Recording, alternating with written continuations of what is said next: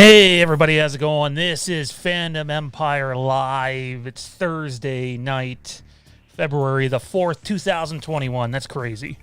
It's 2021. We got one hell of a show for you guys tonight. Look, there's been so much talk around just the movie industry in general, and this movie's moving dates, that movie's moving dates. Will this movie even come out? This movie's coming out on a streaming service. Who the hell knows anymore? But I've been looking forward to this one for a while. Both of these gentlemen have been on the channel before. Respect them both just, to the moon and back. And two guys that not just Halloween, but just basically know their shit with whatever they're talking about. And just a warning to some of our regulars here. These guys both like Star Wars too, so we'll probably dive into that a little bit. But without further ado, the two guys you're really here to see, Mr. Dave McRae and Jimmy Champane. How's it going, guys? Hello. Nice to be here, Sean. Thanks for having us. I can't speak for Jimmy, but, thanks for having me. I agree with Dave. It's nice to be here. I'm back. It's been a little bit. It has. And it's been a microsecond. I don't know if much has changed since the last time you've been on, Jimmy. I don't think so. If anything, it's become more questionable rather than anything, being sure in terms of Halloween Kills. But what's new with you guys, Dave? Not a whole lot, I guess. Just been doing the YouTube thing and been doing the voiceover work, and we're deep into production on into post-production, on It's Me, Billy. So that's coming along, and that's sort of taken up all my time. So that's about it. Over to Jimmy. I've been redoing my shooting space / office. I redid the whole thing, so I have a couple new angles now, better lighting. Just because the Halloween news has been light, I was like, maybe I should do some stuff that I always say I'm gonna do throughout the rest of the year and then put off the whole time. So I've been doing that. Cortland and I are coming up with our next ideas. We're thinking of doing something original soon, so we're just kind of trying to play it by ear. He's in town this weekend, so we're gonna talk some of that stuff out. But same old stuff. Love it. That's exciting. Can't wait to see what you guys do next. I gotta ask. It's hard to tell because your window's so small on my screen. Is that a Razor Crest behind you, Jimmy? Yeah. Specifically? Yeah, I have a ton of Star Wars Legos back there. I've got Razor Crest. I got the UCS Snow Speeder. I got these dioramas I've been building. Just off screen, I have 4 million of these little Star Wars Legion guys that I'm working on. So I've discovered hobbying. It's super nerdy and dumb, but I really like Lego and model kits and stuff. You know what I ordered the other day? So I think I'm a bit older than you guys, obviously, but I back in the 80s, my favorite Godzilla movie was Godzilla 1985, starring Raymond Burr. And it was the American version of the 84 sequel to the original 1954 Godzilla movie, the Japanese film. Because there was the 1954 Godzilla Japanese movie, and then there was the Americanized version of that had Raymond Burr in it from 1956. And then the Japanese made a 1984 sequel to their original, but then the Americans made an 85 sequel to their... Anyway, so but that version of Godzilla was my favorite. And at that time, I had all the toys and everything, and they were fine. They were cool, but they were 80s toys. So, and when in hindsight, when you look back at them, they're like, yeah, this really doesn't look a whole lot like Godzilla, but you can tell it's kind of Godzilla. You can tell it's him from the movie, but well, I ordered I forget what it was. Is it from NECA or whatever it is? They have a 7-inch exact replica. This thing looks I've seen that. So exactly cool. Like the Godzilla from 1985. If this version had come out in 85, you never would have seen me ever again. It looks so much. So, I find that as I get older, because I'll be 42 this year, as I get older, I find that I start to buy things I couldn't have when I was a kid. That's you know what I mean? Yeah, exactly. 100%. And so I bought it off of, I had to buy it off eBay, but probably a little more expensive than it's probably worth. But it's worth it to me, man. It's going to be cool to have that thing. Yeah, that's awesome. Yeah, I buy a lot of Star Wars stuff. Speaking Star of Wars. collectibles, you guys both know I'm a huge Halloween 4 guy, and I noticed that I've been watching it for a while because it was announced like over a year ago. Trick or Treat Studios is doing like the cloth Michael Myers figure from Halloween 4. It's like I don't know if it's 12 inches tall or 14 inches tall. And I thought to myself, okay, it's Trick or Treat Studios, so it's not like it's NECA or anything, but I'm thinking, okay, so it's probably going to be like $80, $90, maybe $100, and it's 160 American. It's 160 or 140, one of the two. So it's like $200 Canadian. I'm like, oh my god! Make your own. Yeah, make your own. But Shawn, Lee has an awesome one from Drum Domes. He's got a perfect one. A figure? He's got a good one. Hang on, I was just raising my. Oh, okay, no, forget it. I won't bother doing that. I'm trying to raise my shutters, my aperture. Anyway, that sounds cool. That's $200. Yeah, that could be expensive. Well, I picked this up the other day. Actually, this is I don't know if you guys can see that there. That's the I seen you post about special edition Skeletor. Nice. From Masters of the Universe. And again, in the 80s, we had these as kids, but they didn't look like this. I mean, they looked good, but they didn't look like this. Like, this is an exact replica of the friggin' cartoon, man. This is exactly what the cartoon looks like. So, again, another thing that my approaching midlife crisis.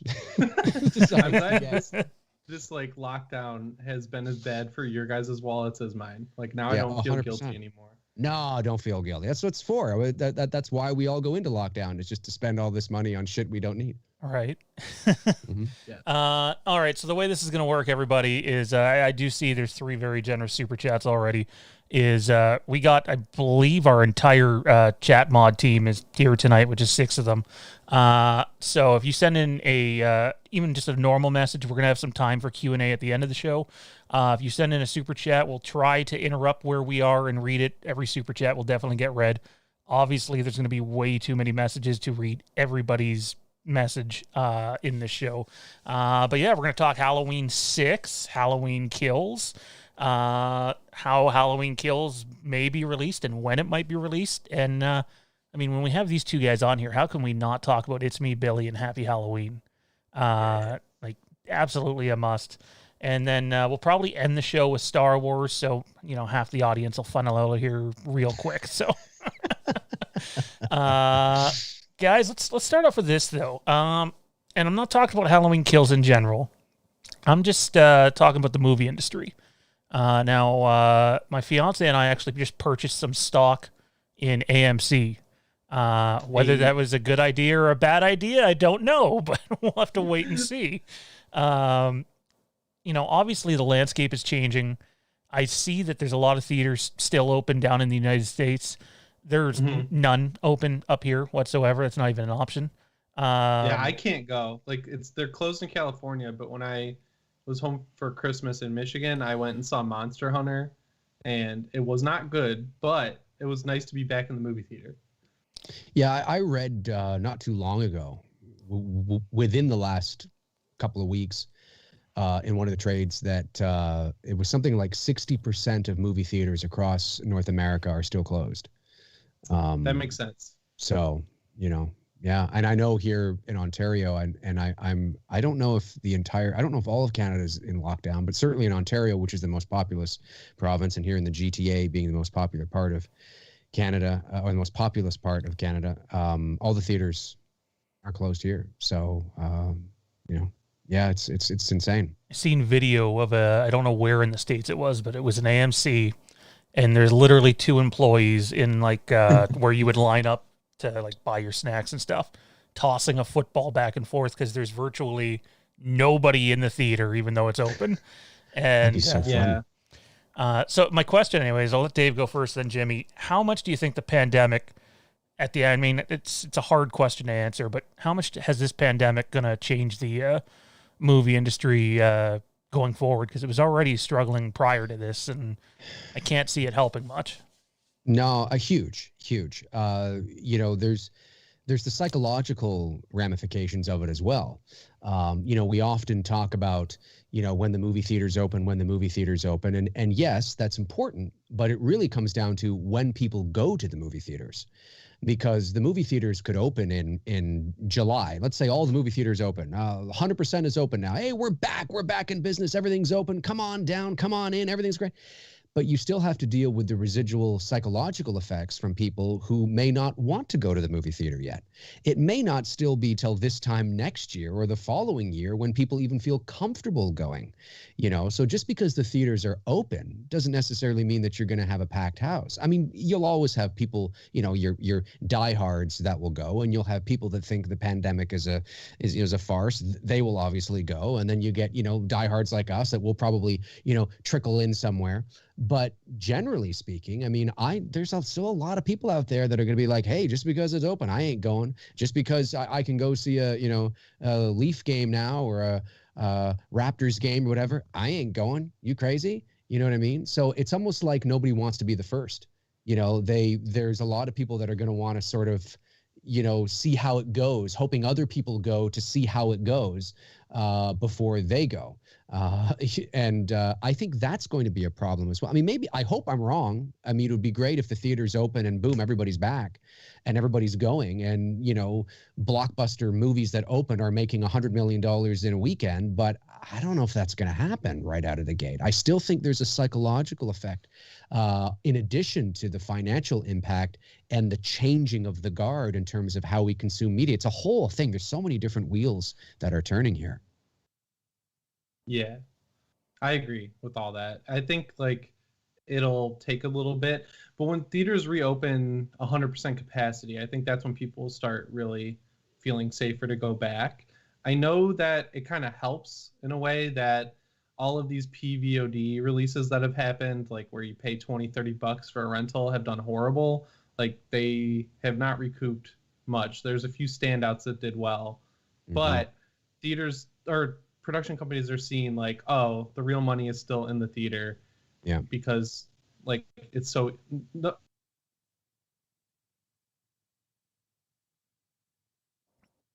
Was Jimmy? I think we might have lost Jimmy. Did we lose Jimmy? Not Is Jimmy. he frozen, or Jimmy's back. He's back. All right. There he is. Back. Okay. All right. Wrapping up, piracy is really easy with this. You can get a full quality version of all of these movies that are coming out on Amazon Prime or wherever the heck else. So I think theaters will just continue to sit on these movies or release them on demand at the same time as they do in theaters. But yeah, I totally agree with Dave. It's going to be a while, because even when theaters open back up, they're going to have to open at 25% capacity, which sucks for them. And like you said, it's psychological. People are going to be scared to go back initially. It's going to be a gradual thing. But I'm pretty confident that once an Avengers movie or a Star Wars movie or something like event scale like that starts coming back as theater only, then people will change their tune pretty quick, because people have short memories with that stuff. Yeah, and I agree with that, and that may be the only thing that gets people back. In terms of in mass. I mean, I remember when the theaters were open here in the summer at, 25-30% capacity or something, but that doesn't mean that they filled that 25% or 30%. Definitely not. It was there was that there was that much allowed, but still people were still not going. And now, mind you, that also there wasn't a lot to see. There were a lot of older films that were playing, and which is great. I mean, that's really cool. But there were not a lot of new stuff. So that's variable to take it into consideration as well. And I think Jimmy's right. I mean, it is. People are going to go back. I mean, things will get back to some sort of normal. It just depends on what that is, what the new normal will be in terms of how we consume our media. It doesn't surprise me that these PVODs have not done well. I mean, because you charge $20 or $30 for a showing, but I could also invite 20 or 30 of my friends over, and now it's 30 people for the price of 3. You know what I mean? And whereas those 30 people would obviously have to purchase an individual ticket at the theater. And so there's no doubt and they know that. I mean, that's why the price is $30, is that they're just kind of hoping that they probably have done the stats and thought, well, families are usually a family of 4 or 5. If we charge $20 or $30, yeah, we're still kind of losing out, but maybe it's not that bad. And but at the end of the day, it's just the business model is not there to make the kind of money that you make in the theater right now. Yeah, they'll also definitely adapt where they won't be greenlighting movies that cost so much, for a little while. Like we won't Kong versus Godzilla size stuff, Avengers size stuff, Black Widow size stuff. You won't be seeing a lot of that greenlit for a while until theaters are allowed to have people back at full capacity, because the production companies are looking at it probably like, hey, we're not making money on releasing these movies as a $30 option, and if we release it on like HBO Max or whatever, like what Warner Brothers is doing, there's no real way to track whether we're making a profit or not. And then see, like, if we release it in theaters now, we have a dramatically smaller audience. Why don't we just like keep these ideas in the drawer until we know we're going to actually get that huge profitability option back? Because that doesn't hurt them necessarily at all. Like Blumhouse is going to do just fine, because they're in that like perfect spot where they're like, yeah, I mean, like our movies cost $1 million, so we don't really have to sell that many rentals or like whatever. They won't be making these huge news story worthy movies like Happy Death Day, where it costs like $10 million and made like almost as much as Halloween. Like you won't see that stuff happening for a while, but I think they'll be totally fine in the middle. Like they'll just chill. To Dave's point earlier, my fiance and I went to Tenet, the Nolan movie, I think not the opening weekend, but the following weekend. And there was us and one other couple in like a 120 seat theater. And that's then, what happened to me. Same deal. And then we seen New Mutants opening weekend, and there was literally just us in like a 100 seat theater. It's like, oh, okay. I mean, cool, but not so good for the movie. Any different in normal time. No. but that's during the summer when when at least here in Ontario, when the infection rate was very much down. People were feeling good, and and there wasn't a lot of there just wasn't a lot of people going to the theater. And I thought everything crashed for a moment. People are not. We're just not going. So it's an issue. I think the truth is in the middle. I think there's a lot of variables at play, and hopefully we can get back to normal and the theaters can be open and thrive like they used to. But if they can find a way, I mean, this is all about making money and making the most money possible at the littlest cost out. If it serves them well to release things simultaneously on, PVOD and wherever, and you have a little run in the movie theater, if that turns out to be hugely profitable, I mean, right. It's if fans are important, yes, but this is a that the movie theater industry would be reserved for basically blockbuster films in the future, and that's just the way they went.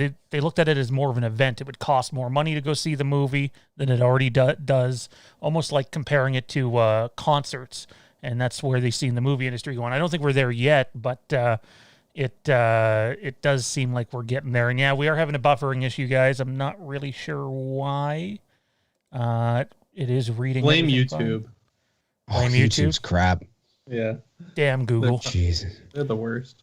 I know. There was somebody the other day, not the other day, but a few streams, like, I don't know, a few months ago or whatever. I've been having actually, it's been okay lately, but every now and then YouTube will crash on my stream or something. And somebody was like, you need a new computer. And I told him, what I had. And he's like, oh, okay, no, you don't. I'm like, it's not the computer. It's YouTube, man. They sometimes just are like, hey, Dave's on. Let's kick him off. Frank's in the chat blaming Canada again. It seems to be a common thing. It's Canada, right? It's Canada. Yeah. We use the wood burning internet up here.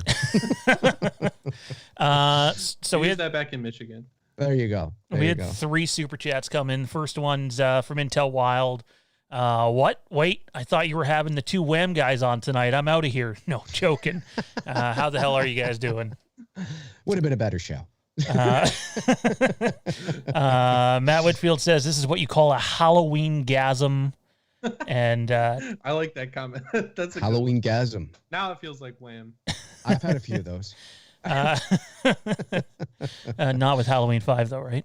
Well,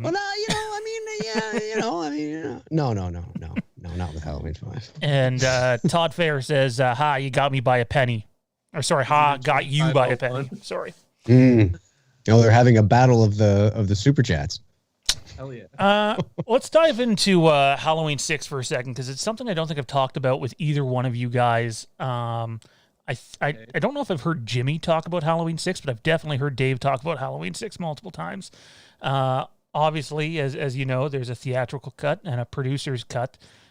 Which of the two versions do you guys prefer? Jimmy, over to you, man. I'm thinking back to my ranking I did in October. I ranked it like right in the middle. And I think I like the theatrical one more because that's the one that has more kills, right? Like, I mixed those up. I didn't really discover Halloween 6 until high school. I just literally didn't know it existed. And then I saw it because Cinemassacre reviewed it, and he did both cuts. And I think I came down like in the theatrical more. I like so much about 6 from an idea standpoint, and then I get bored on an execution standpoint. But I think the mask is solid. I think the guy who plays Michael is pretty good. Some of the aesthetic is good. It's just there's like peaks and then really deep valleys where I'm like shaky on it. But I appreciate it more every year, I think, because I know a lot of people really like it. Dave? Well, it was the first Halloween movie I saw in the movie theater back in 95. Nice. And obviously the theatrical cut. I don't particularly like either, but I don't hate Halloween 6 though. I don't hate Halloween 6, which is ironic because I think I don't like the story at all. I don't like the idea of this thorn and all. But then again, I'm a Halloween purist, and that's got to be said, right? But I'm not a big fan of either cuts, but I probably prefer the theatrical cut. The producer's cut is, it's fine, but it's not like it changes much. I mean, it gives more context. Yeah, you have more Loomis in there, but it doesn't change the story. It's not like watching the producer. Oh my God, it's so different now. It's the same thing. It's the exact same thing. With more context and a few more things in there, and it's more fleshed out, let's say. But I don't think it's fundamentally different. I will say though, coming from Halloween 5, Halloween 6 looks and feels like a Halloween film. I think the cinematography is fantastic. I think the mood and the atmosphere, there you go, you couldn't get me on here without one mention of that, is great. But then again, the bar was not very high. Coming from Halloween 5, that bar was so low that you could trip over it. But you got to give credit where credit is due, and some of the cinematography in 6 is brilliant, and it looks great. I don't mind George P. Wilbur as Michael Myers in 4, but in 5 it looks like he's been eating a little too many donuts. He's a lot thicker than he is. He looks like your 6, excuse me. Your Skeletor action figure. He's got that like wrestler. Oh yeah, a little bit. Yeah, no, you're right. He's just chunky. Michael's been eating too many donuts in the Thorn Cult. He just looks. He's not as svelte as he was in Halloween 4. Yeah, he's pretty good in 4. Yeah, he looked fine. I mean, I didn't have any issues with that. So there's that. The mask, I've never been crazy on it, but it's certainly not the. I mean, I know a lot of people do love that mask, and I will say that it is by far not the worst in the series. But overall, I'm just not a fan of the story. By this point in the game, 4 was a. I think most people can agree that although 4, far inferior to the first film or the second, it's a decent late '80s sequel. 5 is just such a nosedive, and how do you recover from that? Where do you go? I mean, it's no surprise that it took them 6 years to actually get to it. 6, and so I don't know. At the end of the day, the producer's cut is you could consider it better, I guess, because it has more context and fleshes things out. But at the end of the day, it's marginal to me. I mean, I think at the end of the producer's cut, is it the producer's cut or theatrical cut now, where Loomis takes the mask off of Myers and it's Dr. Wynn lying there, and it's Michael dressed in Dr. Wynn's garb now walking away with the silhouette into the ether. I mean, with all due respect to those who like the movie, it just seems absurd to me. It just seems very corny. Like Weinstein movie. Yeah, it just seems corny. I'm just like, Michael now he's donning a fedora and a trench coat with a briefcase, walking off into the shadows. What the fuck is going on? So I don't know. I mean, it's fun to watch. It's better than 5 for sure, but not story for me. Just I like Halloween 6's feel. It feels like a Halloween movie. Mm-hmm. Yeah, I agree. I think that's valid. I also like I like the producer's cut better just because there's more Donald Pleasance. I mean, that probably sounds like a terrible reason, but like there's considerably more Pleasance in that than the theatrical cut. So right, and there's a lot of stuff to like look back on, and like the rune idea is really cool. Yeah, killing Michael with runes and going into the whole Thorn cult thing. But then you look at the execution, and it's like they just put in a circle around him. That's going to stop Michael Myers. It's such a weird. I think another problem it has is that it came out so much longer after 5 and has a completely different look and feel. Because 5, even though 5 isn't shot great, it still is like tonally and visually consistent with 4. It like 6 could have really skirted by without even including Jamie. It could have just separated itself from those 4 and 5, and it probably would have been a better movie for it. It bugs me in the cut where Paul Rudd kills him with a pipe. It's like, why is he bleeding green? Why is he bleeding at all? I know. There's all these like nitpicky things, but then every time Halloween rolls around and I'm like looking through cable and I see that it's on AMC Fear Fest, I always put it on because the score is really good with the the electric guitar. It's like, a new era of Halloween that didn't get really started, but you could see what they're going for with it. It was trying to do too much, I think, most of all. Well, and I agree with everything that you've said, and I think too that when you're telling stories, the story of Halloween 6 comes out of nowhere. It's like, where does this come from? I mean, there was no alluding to this was what was going to be the answer when you got to 6. There was no hint. There was no foreshadowing. They could have done anything with it. The curse could have been anything, and it would have made sense because there's nothing in 4 or 5. I mean, apart from the thorn little tattoo on his wrist in 5, I guess that's supposed to make us go, oh, I guess it's this. But it just was making it up as you go along, and they needed something to and let's not forget, if I'm not mistaken, the reason why it was called The Curse of Michael Myers is because of all the problems they had on the movie. It's a play on words, I believe. I heard that actually, because the original title was Michael 666, The Origin of Michael Myers, or something to that effect. So they settled with curse because they felt that it was a quote unquote cursed production because of a lot of the issues and things like that. But it worked, obviously because of where it went. But it's not the worst. I do like it. I say like with a asterisk beside it. I do like it better than H2O, if that means anything. Yeah, I don't know if it does. No problem. Correct me if I'm wrong. Did they not have 2 different scores between the theatrical cut and the producer's cut for Halloween 6? They're a little different. I don't know if it's 2 totally different scores. I'm not sure though. I know the main theme's different. I don't know about the rest. I like the one that's like ripping on the guitar. That one shreds. I have that on my Spotify. I couldn't find it on there, so I had to do the thing where you like make it a local file and then have it upload to a playlist. I want that on my phone. I think that's at the beginning, isn't it? When he's coming out of the basement or whatever, and the thing goes up and he's walking out like Frankenstein and the fog is... think that's that. It's funny when I went to see it in the theater, I went with my buddy Bruce. That's how long we've known each other. And but he was 15 and I was 16, and you had to be of a certain age to get in. You had to be 18. I was 16, looked like I was 30, sound like I do now, so I was able to get in no problem without showing any ID. Bruce was 15, looked 12, and sounded 10, so he couldn't get in.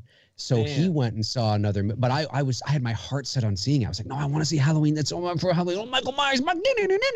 I was so excited, So we agreed to go see separate movies. So I went and saw Halloween 6, and he went and saw a little movie that I was like, whatever, 7.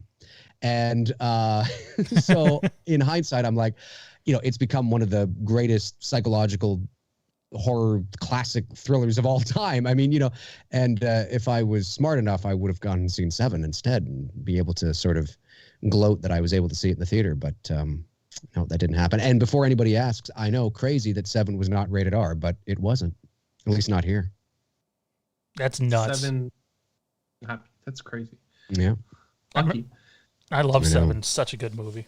Oh, my first brilliant. Halloween in theaters was Rob Zombie's, and at the time when I was like in high school, I thought it was pretty cool, and then I never watched it again until I was in college, and I was like, whoa, why did I tell so many people that was good? At least you didn't bring your 63-year-old mother to the theater with you to watch it. I love Rob Zombie. I'm like a Rob Zombie apologist, but I went back, I watched all the movies for my ranking, and I was like, Jesus Christ, like that one's one of my least favorite for sure. Yeah. You could tell he just didn't want to make a Halloween movie, and then he doubles down on that in 2. He's like, no, I'm definitely not making a Halloween movie this time. It's like, I mean, has anybody here in the chat room or anywhere been in the presence of their mother when somebody has said, I'm going to crawl over there and skull fuck you, bitch? You know how awkward that was? And my mom, she was in her 60s, but she was a big Halloween fan. She loved the original, and she, let's go see this reimagining or whatever. Well, that was a mistake. That was a mistake, yeah. Wow. That's funny. All right, guys, let's dive into some Halloween Kills talk here. Now I'm gonna say this right out of the gate. Regardless of what you guys know, just leave that off to the side for now. What 2 characters are you guys looking forward to seeing most? And Michael Myers cannot be one of them, because that's a given. Everybody wants to see Michael kill people, and etc. But what 2 characters are you looking forward to seeing most on screen, and why, Dave?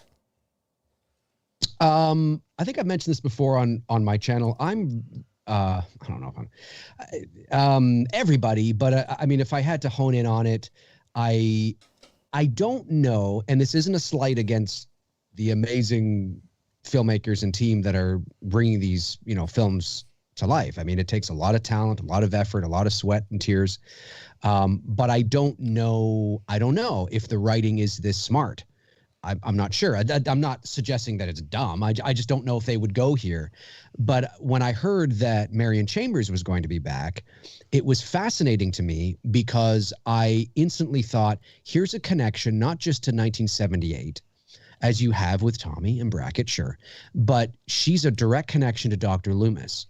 And she, because Halloween 2 has been erased, the last time we saw her was in the car at the beginning of Halloween 1. So what happened with her, and did she have a it's assumed that she had a relationship, not necessarily a romantic one, but who knows, with Dr. Loomis in the subsequent years that he was recaptured and put into the sanitarium. We know that Dr. Sartain eventually became his doctor, but Loomis was his doctor for quite some time before he died, and Sartain was working under Loomis. Well, Chambers, I assume, would have been there as well. And I always thought, is she going to give some insight, some exposition into what that time was like? Maybe there's a few moments where she's talking about that. She doesn't give anything away, and it's nothing crazy, but just some insight that makes that time period interesting, and we can go, oh, that's cool, that's interesting, gives a little sort of backstory to what was going on there without giving without destroying the mystique of Myers, but just something her relationship with Loomis, her relationship with Myers, maybe she's come back into the fold again because of something she knows that nobody else does, because she's one of the OGs and she was working directly there with Loomis. I think that's interesting. I don't know if the writing is going to go there. I don't know if it's that smart, or if it's just going to be, hey, it's Marion Chambers back. I'm back. Woo! Ah! It might just be something like that because it's a horror movie and you don't have a lot of time to, flesh that stuff out. But maybe they will. Maybe they'll surprise me, and maybe they will have something kind of cool like that, where there's some tidbits of information where you're like, oh, that's cool. Oh, that's interesting. I didn't know. Obviously I did, I wouldn't have known that, but that I find kind of interesting. So I'm very curious to see what Chambers has been up to all these years. And then the other one is Brackett. I think, and again, for the same reasons, I don't know if the writing is going to be this smart. I don't know if there's enough time to do this. Maybe there is when you factor in Halloween Ends. But Brackett, the same thing. What has Brackett been doing? How has he been feeling all these years? Is he in the same emotional state as Laurie? Has he been, was Annie his only child? And we have to remember that the last time we saw Brackett was not when he said, you let him out. I didn't let him out. You let him out.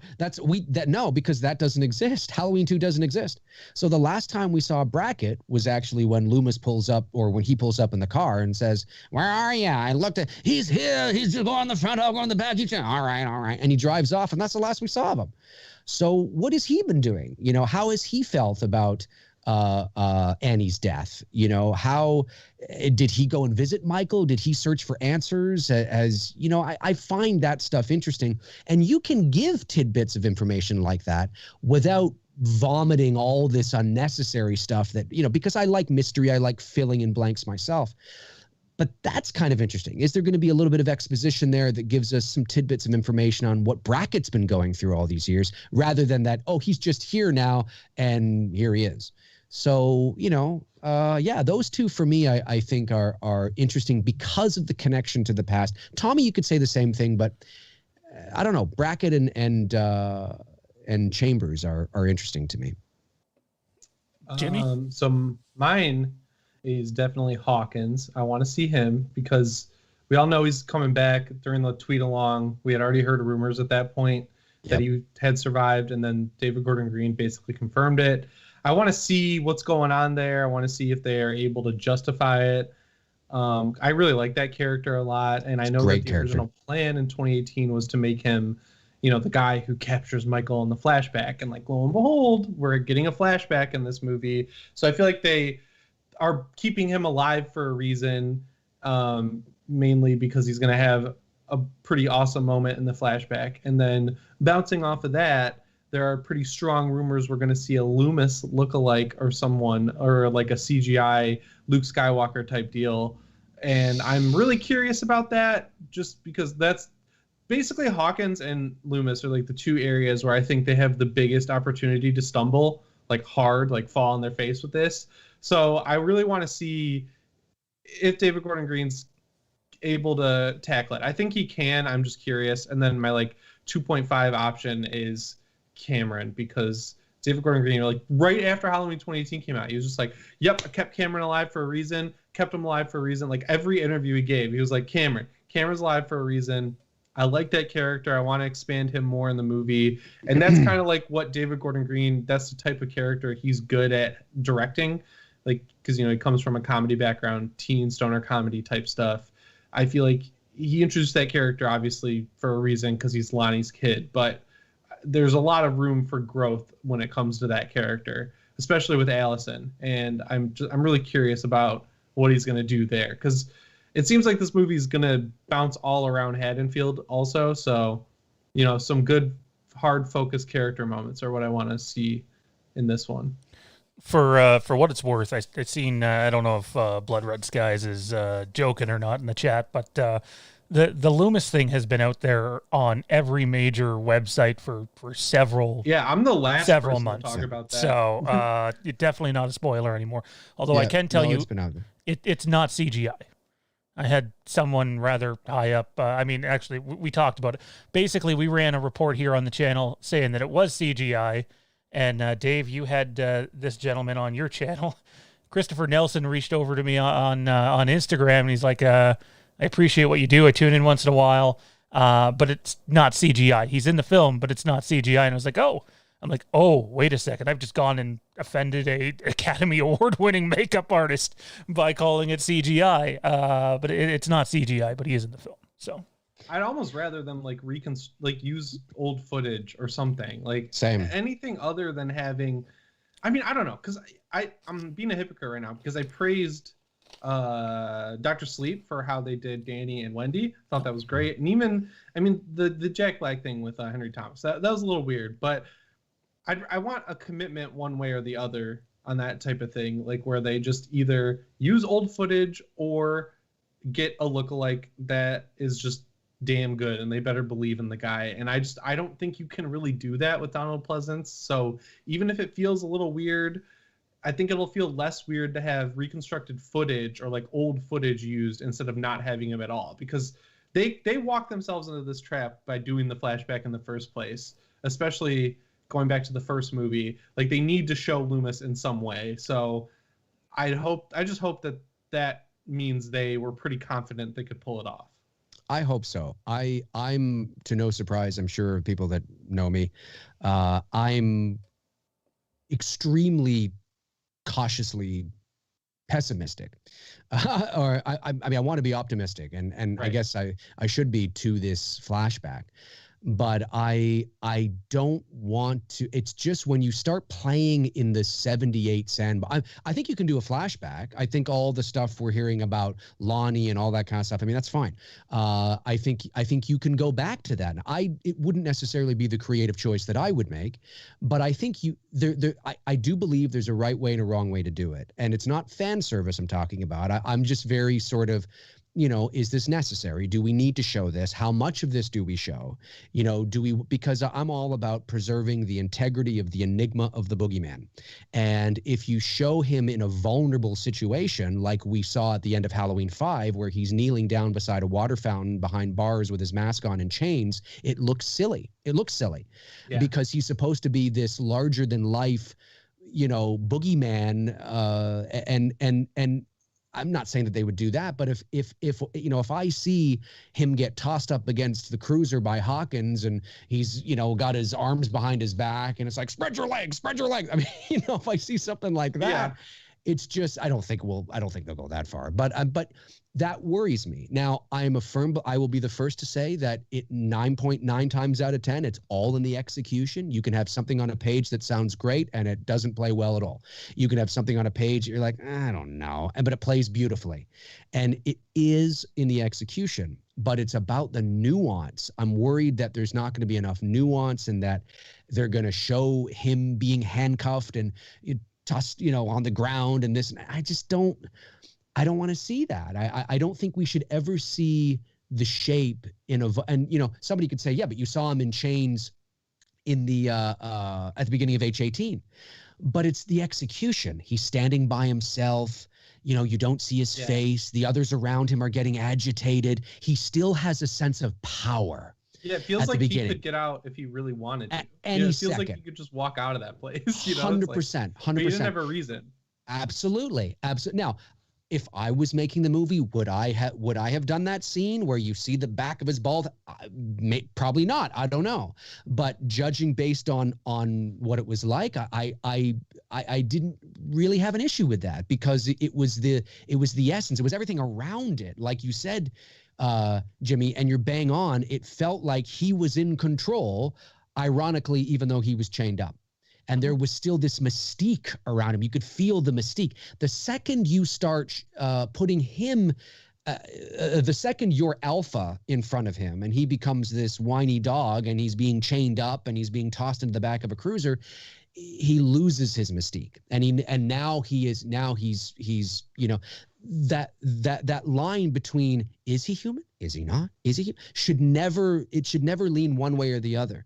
And the second that you throw him in the back of a cruiser, or we see him handcuffed and we see all the cops around him, and he looks vulnerable and he looks broken and he looks defeated, it just, for me, just thinking about it, I don't know if I want to see that. Now, hey, maybe it is what they're going to do. Maybe it's not. Maybe it is, and it's going to be brilliant. And I'll walk away going, you know what? That was well done. And I'll be the first to admit it. I'll say that was really, really, really well done. But I'm trepidatious on that. I don't know. So that's something I'm worried about. And with Loomis, I mean, you know, do we need to see? I mean, I guess if it's a 78 flashback and you're going all the way back to that night, it would feel strange not to see him. Right. It's like, oh, he went to McDonald's to get his hamburger for a little bit. He'll be back. Exactly. He wanted a Happy Meal. He went in and out. 100%. So I get that. But again, execution. You know, if we see somebody that kind of looks like Loomis, but not really, and kind of sounds like Loomis, but not really, and you know, I mean, what do? You know, it's I mean, I don't know. It's I'm trying to be optimistic. For me, I think the two that stand out the most, and people that watch this channel regularly know that we covered the script leak. We didn't, you know, give spoilers out on the channel or anything like that. So it's not based off that. It's just based on casting and what I've heard from people's acting performance. Is from what I understand, Anthony Michael Hall is incredible in this film. And I know some people go, "Oh my God, the Breakfast Club guy." It's like, you know, that's 3+ decades Vacation. ago. Maybe, you Rusty. know, Vacation guy. Yeah, he's Rusty. Russ, I'm right here, Dad. Oh, there you Chubbs up here. So I can't wait to see him as Tommy Doyle. He also kind of looks like the original actor that played him too. are. He does exactly like him. But He looks more like Brian Andrews than Brian Andrews. It's crazy.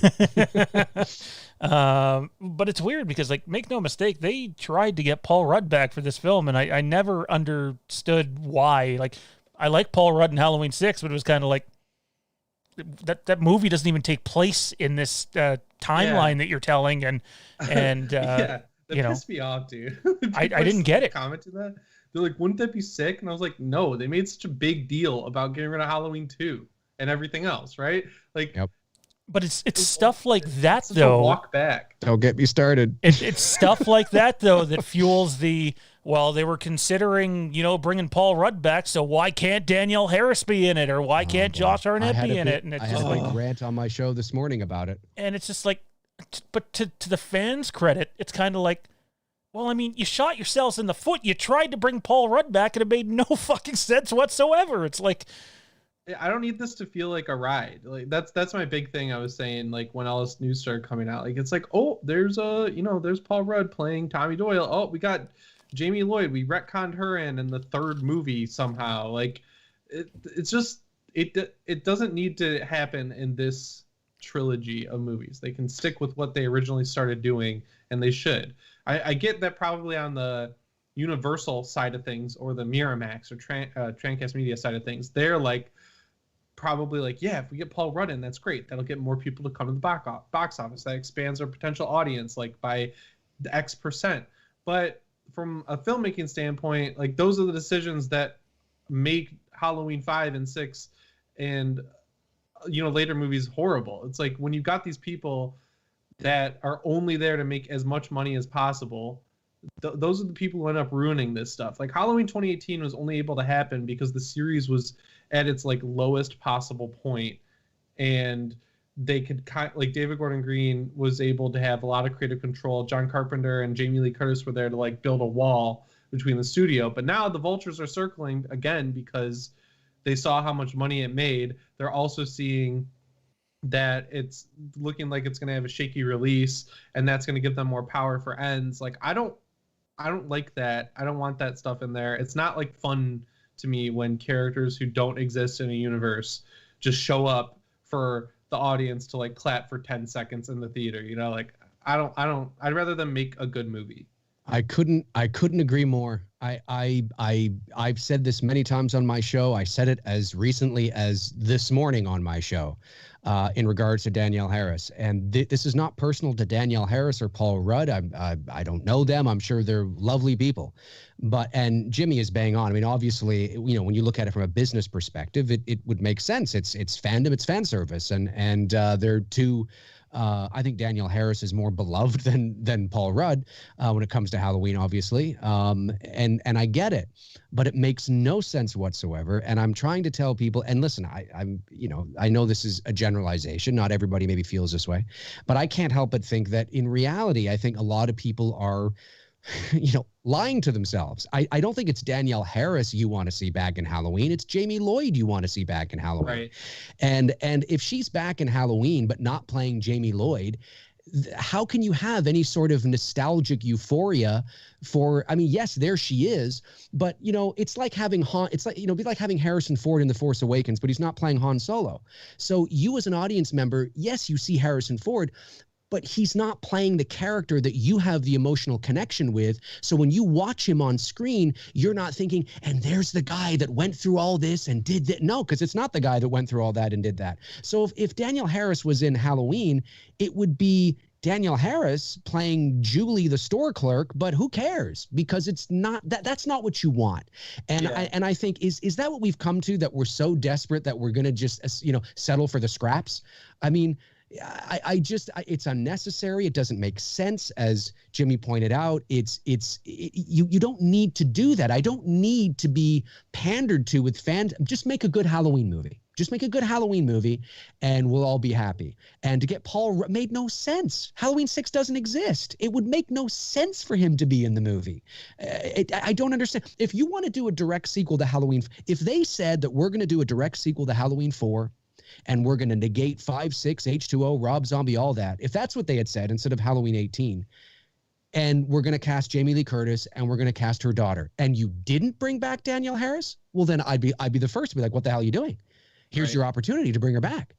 But you don't. It doesn't make sense. It doesn't make sense. And I think at the end of the day, people, you want to see Jamie Lloyd. That's what you want to see. And then you could make the argument and say, well, they could cast it. Why didn't they just cast her as Jamie Lloyd in H18? But it wouldn't have been the same Jamie Lloyd because H4 and 5 and 6 don't exist. So she would have been the same in name only. So everything that little girl went through in 4, 5, and 6 never happened. So there's no, I'm trying to understand if the emotional connection, if the nostalgia just comes from Danielle, okay. But I didn't feel any emotion for me personally. I can't speak for anybody else. But when I watched Rob Zombie's Halloween 1 and 2, I didn't feel, wow, there she is. I didn't, because she was playing a completely different character. Yeah. I didn't feel I was like, oh, anything. That's cool. Yeah, 100%, Jimmy. It's kind of creepy because this movie's coming out a little bit later. How long has it been since Halloween 4? All the kids who had a crush on her now get to see her as an adult, and there she's naked now. It felt like, I don't know, that always rubbed me the wrong way too, that they put her in a role like that. It felt just kind of scummy, I guess. I don't have a problem obviously with sex scenes, like nudity in movies, but it's you could kind of tell what they were doing putting her in that part, and I was like, that's make a good movie. Make me come to the theater to see Michael Myers. And exactly 100%. The Halloween franchise lives and dies by its simplicity. That's why the first movie works. The second movie, all of the problems that I have, and I know a lot of other people have, because they overcomplicated the shit out of it for no reason. Yep. And every time they kind of veer off the beaten path and try and throw in way too much lore or weird backstory and just weird diversions from Michael Abbott, it always ends up being a mistake. Halloween 4 works really well because it's simple. Halloween 1 works really well because it's simple. 2 is simple for the most part. 3 is very simple. It's a great movie. People are rediscovering it. Yeah. 2018 is as simple as they come. It's the high points of the series are from directors who understand what people want to see is Michael Myers killing people and having an adversary like Laurie Strode or Dr. Loomis or Rachel and Jamie, because Rachel's great. And Jimmy, I said this morning on my show. Couldn't you see this too? If they got Danielle Harris, and I'm not saying they would do this, but I totally could see it. And this is what I don't want. If they had Danielle Harris, let's say in Halloween Ends, and and she's not playing Jamie Lloyd, she's playing Julie, the police officer, let's say, and she has 30 seconds of screen time with Jamie Lee Curtis. Could you not see her character, some line where she, before she leaves the scene, she turns and she goes, you kind of remind me of my mom. And then she kind of leaves. Like, couldn't you see that? That's exactly what they do. That's exactly. Like, do you have any cookies? Yeah, it's exactly what I don't want. I don't want that. Just so I want a good Halloween movie. Just make a good movie. Danielle Harris, her character of Jamie Lloyd, it doesn't exist. It doesn't exist anymore. Yeah. What do you think, Sean? Yeah, Sean, we've been yapping here. I think it's dumb. I just, as much as I know fans go on, we want to see this person back or that person back. It makes sense to bring back Charles Cyphers. He was Brackett in this timeline too. So there's casting decisions that make sense. But then again, it's hard to get mad at the fan base when it's public knowledge that they, bent over backwards trying to get Paul Rudd. And I've seen someone post that they think that's false. Paul Rudd flat out came out and said, yeah, they approached me about the movie, but I couldn't make it work with the Ghostbusters shooting schedule. And it's like, so when you do that, like, you're literally just lining up the fan base to be like, well, if Paul Rudd can come back, why not Danielle Harris or Josh Hartnett or, Busta Rhymes? We know Dave would love that, so... I'd love bring back Busta Rhymes. That's who I want. I want chunky Busta Rhymes in the next Halloween movie. Yeah, I mean, the difference there is star power. That's true.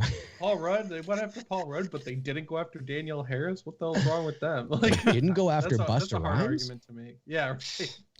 That sucks. Man. We're all in agreement on our negative opinion. That's awesome. Yeah, I think so. All right, so let's dive into this. I've talked to you both about this. Jimmy, I know you and I basically did a whole show on it the one time.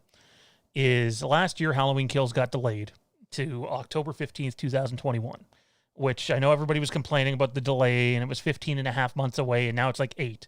So just like that, 50% of the wait is done. And it doesn't feel like it was 7+ months ago we did that show, but it was. And the thing is now, though, is there are rumblings, and people that I trust anyway, that are pretty convinced that, while the movie could still come out on October the 15th, that there's a chance it might move. Does that mean it's going to move to October 2022? No, I don't think there's a chance that's happening. I do believe that this movie is going to come out at some point this year. But what do you guys think about the possibility of a release date change, whether it's moving it into September or moving it further back into October? You look at all these movies that are moving, and by the way, the movie movement has not stopped. There will be more movies that move, and you'll notice that none of them are picking June, July, August. Everyone's picking, let's go to September, October, November. And, a crowded movie schedule in what I'm going to guess is not going to be 100% capacity theaters come October. And I have no inside knowledge on that. It's just educated guess.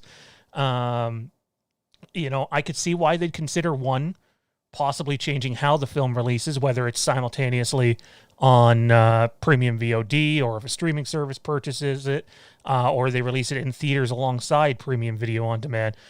I felt like last year when Jimmy and I had this conversation on the show that there was no doubt about it. They were pretty straightforward with we're doing this in IMAX. We're going to have an IMAX version of the film. You're going to be able to see that.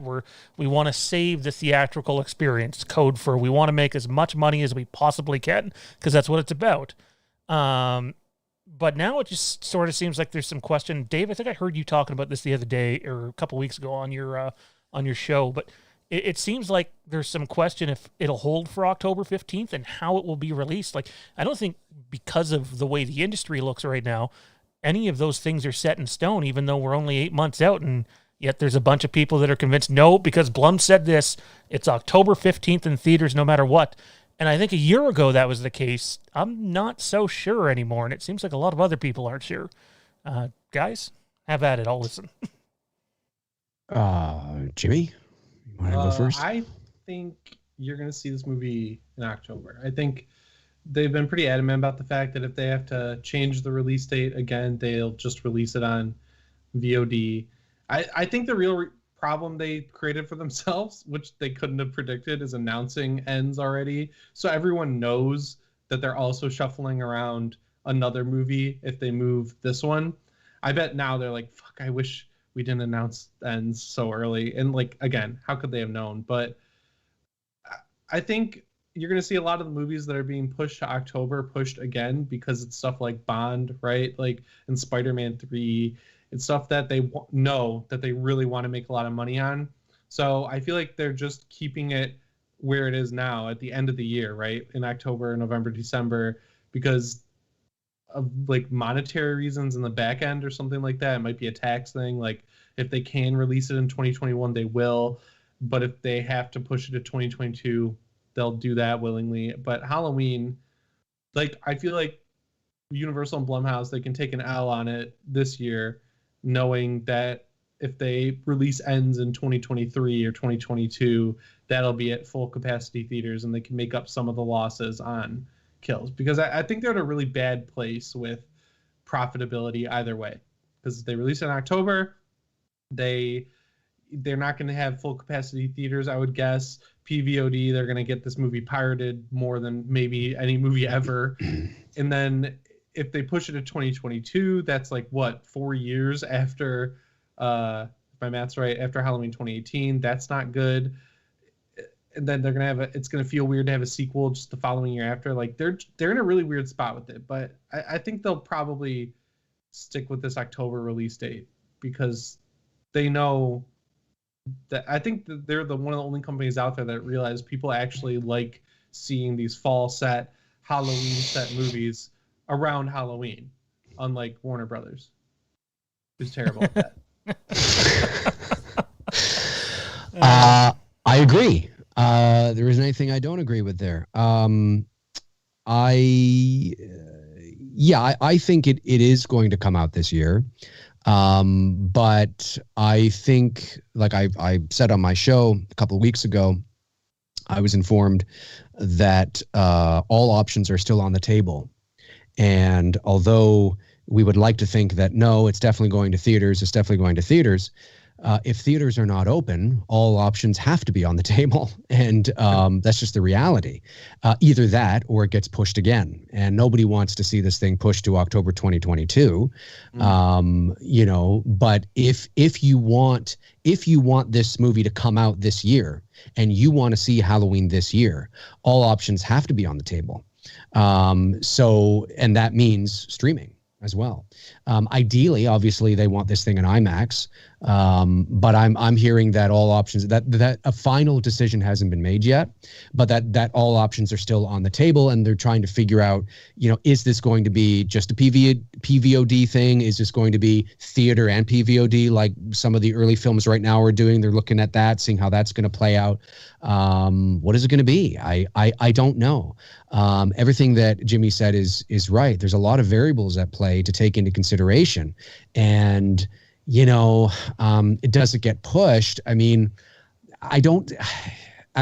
it gets pushed, it would push sooner than later. I don't see the purpose of pushing it to January or pushing it to November. That just doesn't, it seems like an awkward move to make.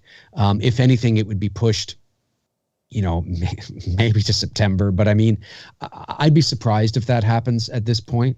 But anything can happen, between now and October 15th. I don't know. I'm if the world, and then there's that issue that we brought up.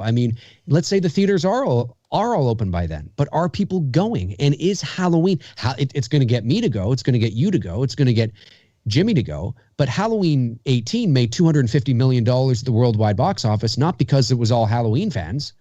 There was a lot more at play there going. And there's an expectation set because of that. That's 100%. What people fail to get all the time. They're like, well, so it's a $20 million movie. It only has to make like $50 million to turn at least a little profit. It's like they're not trying to break even on Halloween. Like the movie studios don't think that way. They think they'll look at Halloween and say, man, the hype's there, but we're only going to make like 20-30 million on Halloween. We're not going to greenlight that right now. That's money that can be used elsewhere. That's right. As much as we love to think like they care about fans, they don't.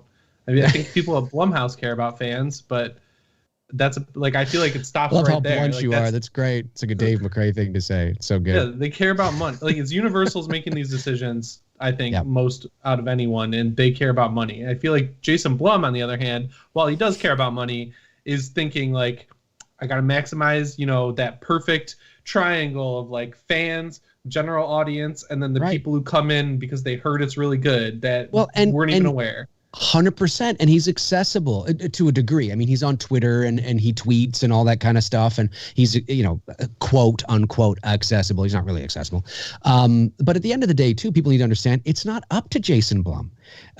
Ultimately, at the end of the day, it's not that he doesn't have say or sway. I mean, he's a big time producer, has been for a number of years. He has sway, but Blumhouse is the production company. Universal is the distributor. If Universal doesn't want to distribute this thing, it ain't happening. You know what I mean? Now, that doesn't mean that Blum can't be like, hey, guys, come on, because there's something we can do, and maybe they work out and there's some deals. There's a lot of, variables that we're probably unaware of. But at the end of the day, it's not Jason Blum's call. I mean, it's Universal Pictures. And, they want to make money, and they made $250 million at the worldwide box office in 2018, the highest grossing slasher in motion picture history. And that's definitely more than they thought they were going to get. 100%. It overachieved, really, at the end of the day. And there's reasons why. Not that it's not legit, but it did. I mean, in my opinion, it overachieved. But they want to make, and statistically, sequels also don't make as much money as their first installments. That doesn't mean that there aren't some that do, but generally speaking, sequels tend to make a little less. So you're already kind of in that wheelhouse anyway. And, if you put it on just streaming, it's definitely going to make less, maybe not even half. So it's an interesting time. They are, I would be stunned if this thing gets pushed another year. I will be stunned. However, I don't think it's out of the realm of possibility. I think to say that it's an impossibility, like just completely impossible, I don't think is totally true. But is it probable? I'll say probably not. I think they want to get this thing out now for many of the reasons that Jimmy said. The one date that I've heard mentioned, and whether there's anything to it, who knows, is October 29th, which would be a couple of weeks back. Give some breathing room for some of the movies that have moved to October. There's some movies that have come to November. It's 2 days before Halloween. You got a couple of weeks breathing room towards or from the big movies in November. Look, it's common practice, even for blockbuster movies, if they get another movie too close to them the week before or the week after, they usually end up being like, okay, well, we're getting the hell out of this date, or if it's on the same date as them. And they've had I don't have the list in front of me, 6 movies. And 4 of them, blockbuster type movies, move within about 4 weeks of their date. And Venom is probably going to be another one. Venom is not going to come out, and I think it's July that it's slated for. There's almost What's no the one that chance moved that's to happening. January? I know Scream's in January. I don't know. The Spider-Man. Well, not Spider-Man, but the spinoff there. The Jared Leto one. Yeah, Morbius. That's it. To January. Okay. So, bad spot. Mm-hmm. It's packed there. I do think that one of the issues with holding it off another year, let's say the unthinkable happened and it does go to October 2022, which would just be nuts, is, make no mistake, the movie's out there already. There's already thousands of people that know about the movie, and the more time that passes, the more the movie's going to get out there. That doesn't mean people aren't going to go see it, but I do think movies have a shelf life. But Dave's right. Blumhouse, to an extent, kind of has their hands tied because it's not their decision what happens at the end of the day. So, and correct me if I'm wrong, Jimmy, you might know, I don't think Universal's tied in with any streaming service. I don't think there's a Universal Plus on the way, like Paramount Plus. Peacock is yeah, technically theirs, but that's mostly through NBC. NBC Universal are owned by Comcast. But the rights are all so screwed up with streaming right now. I think Netflix had the Indiana Jones movies for a while. Harry Potter's on Peacock, not even HBO Max. But the good thing is that Halloween has nothing to do with Warner Brothers, who would obviously just release it streaming, and then say, fuck off Miramax and Trancas and everyone else who stood to make money on this. We're releasing it because we need to get it off our plate and hopefully drive up subs to, HBO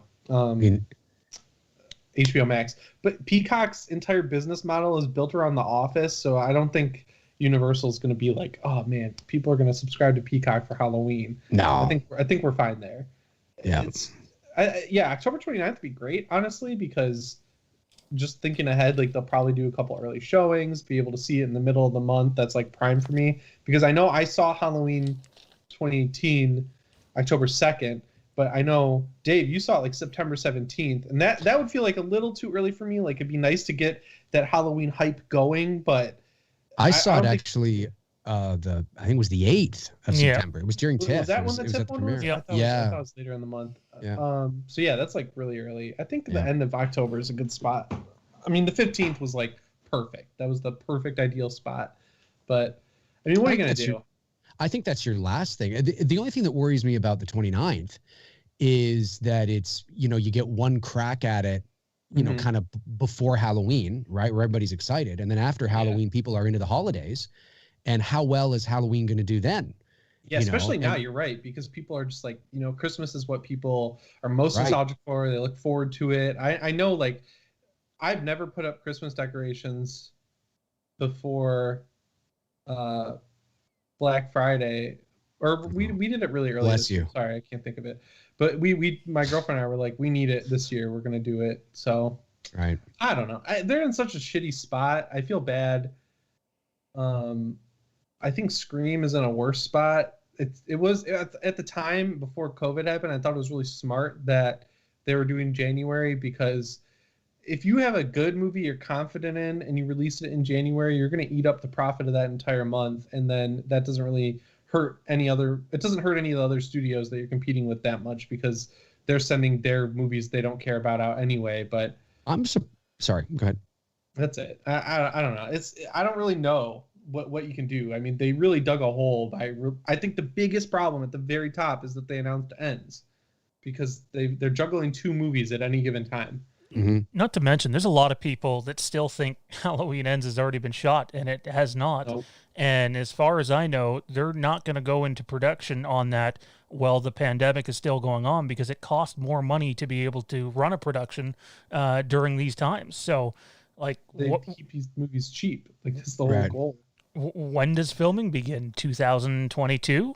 Does it get? I wouldn't be surprised if January, February 2022 at the earliest. I wouldn't be surprised to see Halloween end up getting backed up to 2023.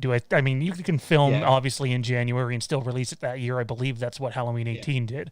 But I'd be more surprised if we actually saw Halloween Ends a year after Kills than I would be if it was 2 years in between. Like that wouldn't, I don't think it would hurt them all that bad to make a 2-year gap. I think they'd just be like, well, it is what it is. Like, sorry. You're lucky you're getting a movie at all at this point. Yeah, I mean, the only other option, if you really want to get crazy, is that Universal sells the distribution rights to a streaming service. I mean, and Netflix picks it up for $200 million or something like that, and then they use it. But I can't see Universal doing that when you see, that's like a last resort kind of thing, right? Like that's like the world's gone to shit, you know what I mean? And things just aren't getting better, and it's just. But Universal knows that they've got potentially a $150 million box office smash here, and maybe more.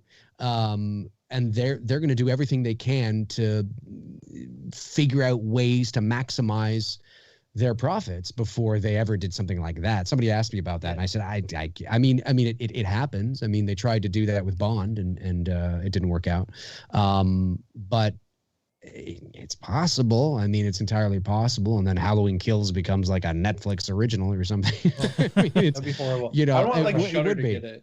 Yeah, like or Shudder. Well, I don't know if Shudder would have the would they have the money to buy that?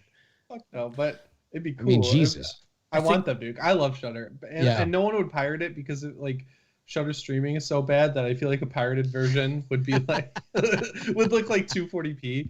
But 240p. What is that? I think that's Michael. I mean, Normal. speaking of streaming services, though, I think was it Peacock that just paid like $1 billion for the WWE network, and then I think the asking price for No Time to Die was what did the studio want? 600 million, I believe, was what they asked for. They didn't get it, obviously. Something like that. No, that's kind of like that's cheap in my opinion. It is, but it makes sense though. Bond. I mean, it's Bond, you know, and they're like these prices are factored in. Okay, if the world was normal and it was 2017 and everybody was going to the movies, what would No Time to Die probably make? Right. And, Right, and it would probably make $500-600 million at the box office. You know, yeah, I don't know if it's totally. $1 billion movie, but it would make that. So that's why they try to sell it for that, right? They're like, well, we want to recoup the cost of what we could potentially make. Yeah. They look at what a movie costs and then they say, well, if it costs 150 million to make and they sell it for 160, that's a $10 million profit. It's like, no, that's not how it works. People need to understand that sometimes your marketing budget is bigger than your budget, depending on the movie. Definitely. You know, you can, I mean, a movie can cost $150 million to make. It can cost $200 million to market it. Yep. I mean, it's a lot of these tentpole films need to make like $500 million just to break even. So, and you got, and there's debt that is on top of that. There's interest, you know, when you borrow that money, there's interest. You got to pay back your bank borrowing that. So there's a lot of shit, man. I mean, I know this is sort of like some inside baseball stuff when it comes to movie studios, but like you'd have to wonder what the price tag would be to purchase Halloween Kills. Like, we're all Halloween fans here, but like, make no mistake, it's not 250 million. It's not Marvel. It's not Star Wars. Right. You know, if Netflix knocks on their door 2 months from now and says, you know, you're not getting 250 million, but here's 120 million. Do they think about it? If, you know, I think they do. Think Blumhouse would. Yeah, Blumhouse I think they would. Please. Yeah, I think so, because you see, what's different is that when you have something like Bond, you have a track record of making that kind of money, regardless of whether the movie is good or not. Oh, my light just went out. Regardless of whether the movie is good or not, you have a track record of making that kind of money. And it's like Star Wars or you know, Marvel. I mean, they generally make $500 million, $1 billion, you know, and more. So you have the leverage to go to a streaming service and say, hey, you know, this is you know, based on how we normally do here, that this is, so the asking price of, hey, we want to sell this for 600 million isn't absurd, because it makes sense. With Halloween, there isn't the track record. I mean, was it a fluke? You know, I believe it overachieved. That's not to say it wouldn't have broken 120, 130. I think it overachieved a little bit because of the nostalgia, because of the hype, because of the time of year, you know, because of, I mean, you know, there's a lot of factors. This is a sequel, novelty's worn off. Could you justify, hey, the first one made 200 million? Well, yeah, but there isn't the track record of all your Halloween movies making this much. So, you know, I think that might be too high of an asking price. We had someone in our chat ask us, I don't know how long ago it was now, but they're like, well, what if a streaming service purchases Halloween Kills, but Universal retains the rights to still release it in theaters? And I don't know the legalities behind it, but my response was, one, I don't see why the streaming service would do that deal then. And two, if they did do a deal, it would be worth considerably less than, you know, it exclusively being on Peacock, Netflix, Apple, whatever. Yeah, definitely. You're 100% right there. They would never do that. No. They'd have to shell out so much money to get, like Dave was saying, to get the movie in the first place.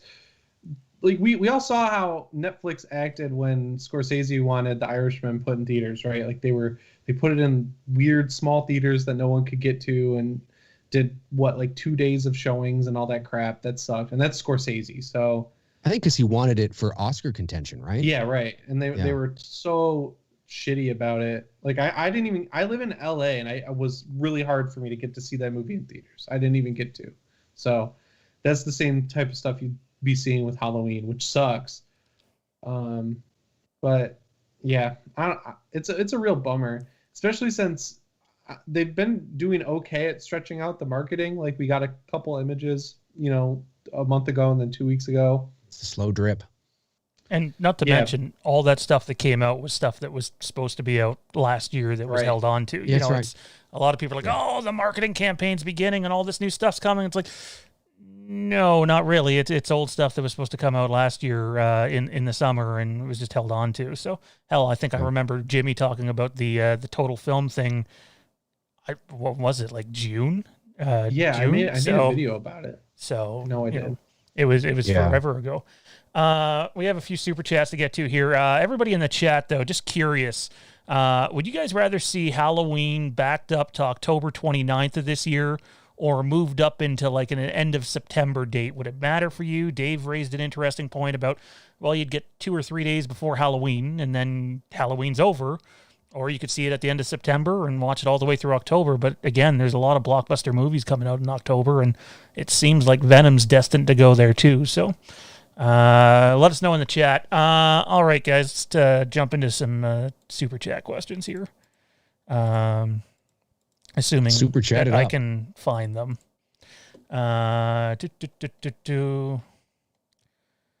Apologies, big chat. Wayne Gotke says, I will respectively disagree. Danielle could be brought in if done right, given Laurie new children every 20 years doesn't make sense. Wayne, I love you. I love your last name. I completely disagree. I disagree, too, because it's not the same Laurie Strode. So Laurie, now, the 18 Laurie is the same Laurie from the original. But Halloween 2 doesn't exist. She's not the same Laurie from H2O because H2O doesn't exist.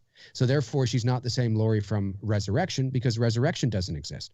So although she's played the character several times, in this new timeline, there's several versions of her character that also don't exist.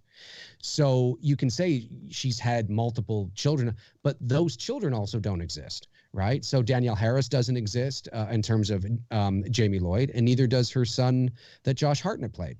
So John Tate, I guess it was, or whatever. So I mean, if you're gonna retcon, you're retcon.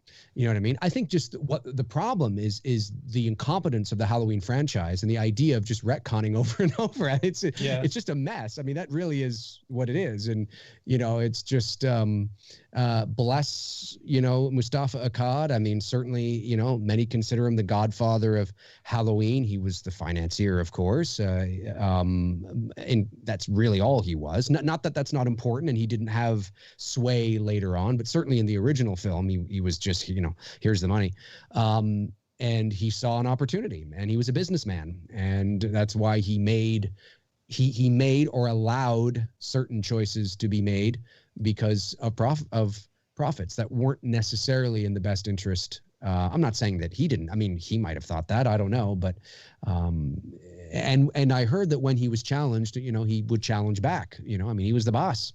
And unfortunately, it just became a shit show. But I disagree because, I mean, yes, in theory, you can bring Danielle Harris back as Jamie Lloyd. Of course you can. You could have cast her as Jamie Lloyd in Halloween 18. Get rid of Karen, and you have Jamie Lloyd. But it's not the same Jamie Lloyd. It's an alternate reality Jamie Lloyd, which is probably it's fine for some people. But when people talk about nostalgia, and talk about all kinds of feelings and wow, there she is, there's Jamie Lloyd. You're talking about it in the way that I said earlier. It's the same one from part 4, in 5, and it wouldn't be an 18. It would be the same in name only. So that's why I think you can do it, but what's the point if it's not the same Jamie Lloyd? Right. It's kind of like what we were talking about earlier. It just doesn't make a whole lot of sense. I love Wayne, but I got to disagree with him there. Wayne Gotke is amazing. Marcus Hicks says, wouldn't it be cool if we got another Halloween Kills teaser at the Super Bowl on Sunday? My personal opinion is I think there's almost no chance of that happening because of how much it costs to run an ad there. Spend $5 million for 30 seconds. Yeah, that'd be so sick, though. Can you see Michael Myers at the Super Bowl? That'd be awesome. A man can dream. If they spend $5 million for that 30 seconds, I'll be stunned. Me too. Stunned. stunned, something like that. 5 mil for 30 seconds, something insane like that. Wayne Gotke adds, Marion Chambers will probably acknowledge that the Sartain character was overly obsessed with Myers and that she probably tried to have him removed from the case after Loomis's passing. Any thoughts on that? I mean, it'd be weird if she like walked on screen and said that exactly, but someone's got to bring that guy up because they went so like corny with him that maybe like a joke or something, been like Tommy Dog, like, oh, Sartain didn't have it handled, and they all just like laugh or something. I don't know, but they went so weird with that guy. I'd prefer they just leave that alone and don't mention him again, but they'll probably ever bring him up because obviously she was close with Loomis, and it was weird to not have her in 2018 as working there. But I don't know, people change jobs. Yeah, I mean, maybe she left, maybe she didn't, maybe I don't know, or maybe I don't know if I'd go. Yeah, I don't know if I'd go this far because we don't know a lot about Loomis's past. We don't know if he was married or had kids or anything. So I mean, maybe they got together and maybe they had a daughter and maybe there's a granddaughter out there or a daughter out there. Ooh, fans are drooling right now. By the way, guys, we got about, as long as Dave has the time, I know Jimmy does, we've got about 15, 20 minutes left here. If you guys want to start submitting questions for Dave and Jimmy, we're going to get to them in a few minutes. But I got to bring up something here. This is shifting topics a bit. Leave it to our chat mods to stir the pot here. I know Dave's take on this because we've talked about it several times. Not so sure about Jimmy's take on it, though. Kieran says, guys, are you ever going to get to Star Wars The Last Jedi specifically? Matt Whitfield then adds, The Last Jedi sucks. Both super chats, both chat mods. Jimmy, I'm going to let you go first because Dave and I have talked about this at length on this channel before. I can't talk critically about Star Wars. I like it all. I read all the books and like I'm like way too deep into it. I read all the books, the comics. Like I really keep up with Star Wars. I like The Last Jedi. Oh, okay. I didn't love Rise of Skywalker. I was like, that was fine. That's the only one I don't go back and rewatch. But Last Jedi I rewatch a lot. The only thing that really offended me, like straight up, was Luke throwing the lightsaber. Like even with all the like, you know, winding general or explanations that have been given as for why Luke is the way he is in that movie, which for the most part I got the first time I saw it. I was like, yeah, it kind of makes sense because like he's older, people change, blah blah blah. Just throwing lightsaber was so dumb. It's like, why did you do that? Like I know why. It just felt like you know, poking the bear. And also I really dislike the Leia space thing. I don't understand how not liking that part has become a like political issue online or somehow, but like people are like, oh, it's because you hate women. It's like, no, I love Leia. I think she's one of the coolest. Yeah, it's so weird. I see it on Twitter all the time. But I love her lightsaber. How do you make that leap?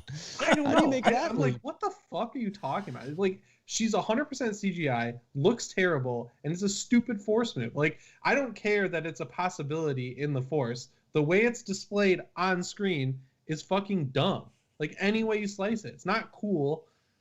It's like, you should have... And also, they should have just killed her there. Because Carrie Fisher was fucking dead at that point. And they had a perfect doesn't opportunity. like The Last Jedi. It's like two parts.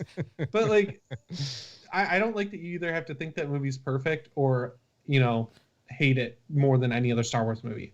It's like, they all have dumb moments, but... Those are the two that just I was like, come on, man, really? And then I got pulled right back in after. Kieran asked if I read The High Republic. I saw yeah, it's really good. I love it. It's so awesome. I just downloaded mine like literally 10 minutes before we came on air. I'm looking forward to diving into it. So it's great. Dave, you want to follow Jimmy up here? For the record, it was Kieran that asked the question, and he's a huge fan of yours, so go ahead and break his heart. Okay. Well, I'm not I love The Force Awakens. I thought it was what it needed to be to get Star Wars back on track. I often say that Star Wars was dead before then, and what I mean by that, saying that, I'm not saying that there weren't games and comics and toys and books and all that. Of course there was. But you know, if social media and the internet I mean, the internet, yes. But if social media had existed in 1999, 2002, and 2005, the toxicity would have been rampant for the prequels like they were for the sequel trilogy. It's just that the avenue was not there. I mean, George Lucas essentially retired because of everybody saying how much you broke, how much you ruined his child, or how much he ruined your childhood. I mean, there are people that love the prequels, and certainly in hindsight, people look at it and go, oh, I guess it's not that bad because look at the awful, Disney shit. But without that, the prequels were loathed. They were, by and large. Generally, that was the consensus. Oh, that prequels, all that thing. And I was one that didn't like them either. It was too pristine, too crisp, too polished, it was like looking at a gorgeous Ferrari, and it was annoying. Like there were I wanted more grit and grime, and you know what I mean? So along comes The Force Awakens, and it very similar, very familiar, but I enjoyed it as a fan that grew up with the original trilogy. I thought it was what it needed to be to get Star Wars back on track. The Last Jedi was terrible, not because my 40-year-old fanboy expectations were not met, but because I didn't understand the creative choices when you're putting together a 3-act play. The Last Jedi felt like another first act to me. It's like The Force Awakens was the first act, and then The Last Jedi said, no, forget all that. Here's what I want. Here's another first act. And your second act is usually the darkest for your protagonists. It doesn't end on a positive note, and your third act is the redemption. It's a fairy tale. It's predictable, but that's the formula generally. And The Last Jedi ends on this positive note of Broom Boy looking up into the stars and hope, and it was a weird feeling. Mark Hamill, I like the fact that he was a hermit, but the decisions his character made didn't make sense to me because of the things that he learned throughout his life as a Jedi. The things he learned about his father, about what, from Yoda, and about what it means for hope and prosperity. And to lose hope is fine, but not to go after his sister, and I understand he comes back at the end and all that, but that was a little strange. Killing Snoke in the ways that they did felt strange. The lightsaber over the shoulder. I didn't believe that Luke would do that. I don't believe he would do that. I don't believe that he would see the lightsaber that Obi-Wan Kenobi gave him, that was his father's, that he fought on Bespin. I don't believe he would see that and just throw it over his shoulder like it was an empty Diet Coke can. I don't believe he would do that. And there were a lot of choices that Rian Johnson made that I didn't believe. It felt strange. It didn't feel like Star Wars. It felt like Rian Johnson was subverting expectations for the sake of it because he knew that you expected me to do this, so I'm going to do this. And I could go on and on and on, trust me. But in a nutshell, the Cole's Notes version, or the Cliff Notes version, we call it Cole's Notes here, is essentially that. I just didn't like. There were certain things in a vacuum that I enjoyed. There were that's a nice moment. That looked good. That was really great. I mean, it looked spectacular, but that's what you expect from a $250 million movie. But I just didn't believe in the character. It would be like us getting to know a character. Pick your favorite show, pick your favorite superhero show, or whatever it is, and all of a sudden in season 5 they start making weird decisions and choices that they just would not make because of the arc that has preceded them. It doesn't, or has come forward. Did I say that right? Anyway, it doesn't. I don't believe it. I don't believe Luke would do that. Not because I want to see Luke tear some shit up. It's just because I didn't believe he would do that. And it was strange. It was a very strange feeling movie. And to this day, I've said it before and I'll say it again. This may seem harsh, but The Last Jedi still is the single most disappointing movie-going experience of my life. I've never walked out of a movie theater thinking to myself, I don't care what happens next. There wasn't anything happened. I don't care. And I needed to care. This is the second act. I always felt that Rey should have gone with Kylo Ren, not had turned bad, but when Kylo Ren was fighting Luke and Luke had showed up, I think Rey should have been on Kylo Ren's ship. She's torn. She's confused. She doesn't know her place in all this, right? She says that over and over again. She says, I'm trying to find my place in all this. Luke turns out to be a bust, right? She thinks he's the one that's going to show her the way, and he doesn't. He's a bust, right? Her parents turn out to be nobodies, supposedly, okay, at this point in the game. They're nobodies, right? Who's the only one that actually cares about her? Kylo Ren. And I think, and not for the reasons she thinks, and I think it would have been cool if she had gone, and that raises the stakes, and it ends like, what the fuck? Oh my God, Rey! You see, Finn, Rey! We need to get Rey. Oh my, what's gonna happen? Oh my God! And I agree with Jimmy. Leia should have died. That would have added a whole other element to it. Like Leia should have sacrificed herself by getting into the cockpit and driving that ship through the big destroyer. That should have been Leia that did that. And that would have been, she goes out in a blaze of glory, and it would have been like, oh my God, and she's dead, and Rey's gone. And now you're like, what the fuck's gonna happen next? And I just, I didn't feel anything. Anyway, I know I've been yapping, but that's how I feel. It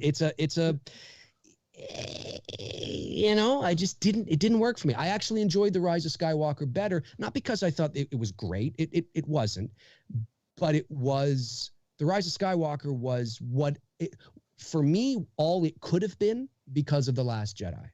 And anyway, that's a whole other topic. But anyway, I'll shut up now. Dave's buddy Devontae keeps popping up in the chat. Big shock. Sorry, I know he's not your buddy. I saw your stream the other day. Oh, that was some twisted shit, man. The whole I couldn't. I'm just like, wow. I messaged Frank. I'm like, I knew it was bad. I didn't know it was that bad. Sorry, I was just thinking of this. Do you know how, Kieran says, I agree on Leia, Dave. Do you know how pissed off fans would have been if my idea came to be, but how appreciative and unbelievably thankful they would have been in the years to come that's how Leia goes out? Right. Wow. Like what wow. Holy shit. Get off this ship. Leia, no, come on. You get off this ship. I'm going, no, my God, what's the princess doing? No, Leia, what are you doing? Oh my God. And the whole thing is the same. It's not Holdo or whatever her name is that sacrifices herself. It's Leia. Wow. That'd be cool. Holy shit. That would have been wild. Anybody, anyway. I mean, I know we're on a bit of a Star Wars tangent here. And I'm not going to go over how I feel about The Last Jedi because I'll just annoy a bunch of the staff at Fandom Empire. So, I just felt like Holdo, and don't get me wrong, I think Laura Dern is an amazing actress. Like, she's talented. But I almost felt like she was in the movie because Rian Johnson and company didn't trust Carrie Fisher to be able to carry that role. Because remember, Carrie Fisher's there early, and then she's just sort of gone, and then Holdo comes into her spot, and then Holdo does her business, and Fisher's back. I mean, I know they have the little reunion there for a second, but it just felt like, okay, we don't trust Carrie Fisher, so we need to bring someone else in. Maybe. I just didn't think her character was very likable. I think maybe that was the idea. She was mean to Poe. Yeah. I love Poe's great. I love Oscar Isaac's character. Well, he's a brilliant actor anyway. Oh, for sure. But he was great. I just didn't think Holdo was that likable. I in a movie that wasn't very likable to me. Yeah. I don't know. I don't know. Frank Riker says in a super chat, Sean, I just finished a pasta plate Lady and Tramp style with Blum and told me that Danielle Harris is in Ends.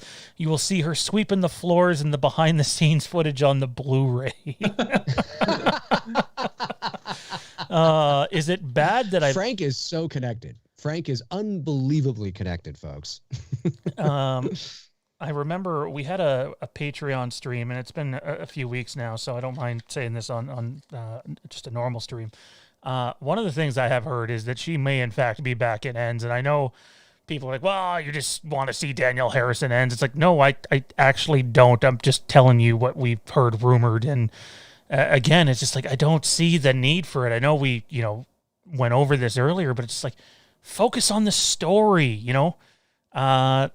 don't add in people that are just going to be distractions, because either way you look at it, either she's, 24/7 convenience store clerk in Haddonfield, or they do something really deranged and here's Laurie's other, estranged daughter or whatever. It's just like, no matter what they do, it's a distraction from the story that they're telling. Yeah, agreed. And it can be for no other reason than fan service, because it doesn't make sense. And she's not going to be Jamie Lloyd, because if they cast her as Jamie Lloyd, then that opens up a whole other can of worms, because now you're telling us that 4, 5, and 6 are canon again. And what the hell does that mean for this new series? I just don't get it. Any thoughts, Jimmy? I hope she's not in it. There you go. That's how I feel. Me too. I'm sticking with it. Marcus Hicks asks, have you guys ordered the Legend of Halloween book yet? I've not. That's the kid book, right? The kid's book that they did? Yeah, I was like, I don't know. I haven't It's ordered cool. It. I don't need that. I wonder what Jamie Lee Curtis thinks of it, though. She probably loves it. Well, because you know how she said that Yeah. Halloween isn't for kids. So Okay. no, I know, but I'm just saying. I mean, Yeah. I'd love to. Fuck this. Yeah. I hate God this damn book. it, David Gordon Green. She loves the anime One Piece. That's the weird thing about her. I know. Oops. All Okay, right. there we go. Song fan sends in a super chat. How do you guys about a CGI Loomis from far away? I think he means know about. No close-up shots, and also what to do about his voice. I don't really want to address shots because I haven't seen anything. It's not like it was at a test screening. I've only read stuff. And the voice, as far as I know, it's the same guy that they had in Halloween 18.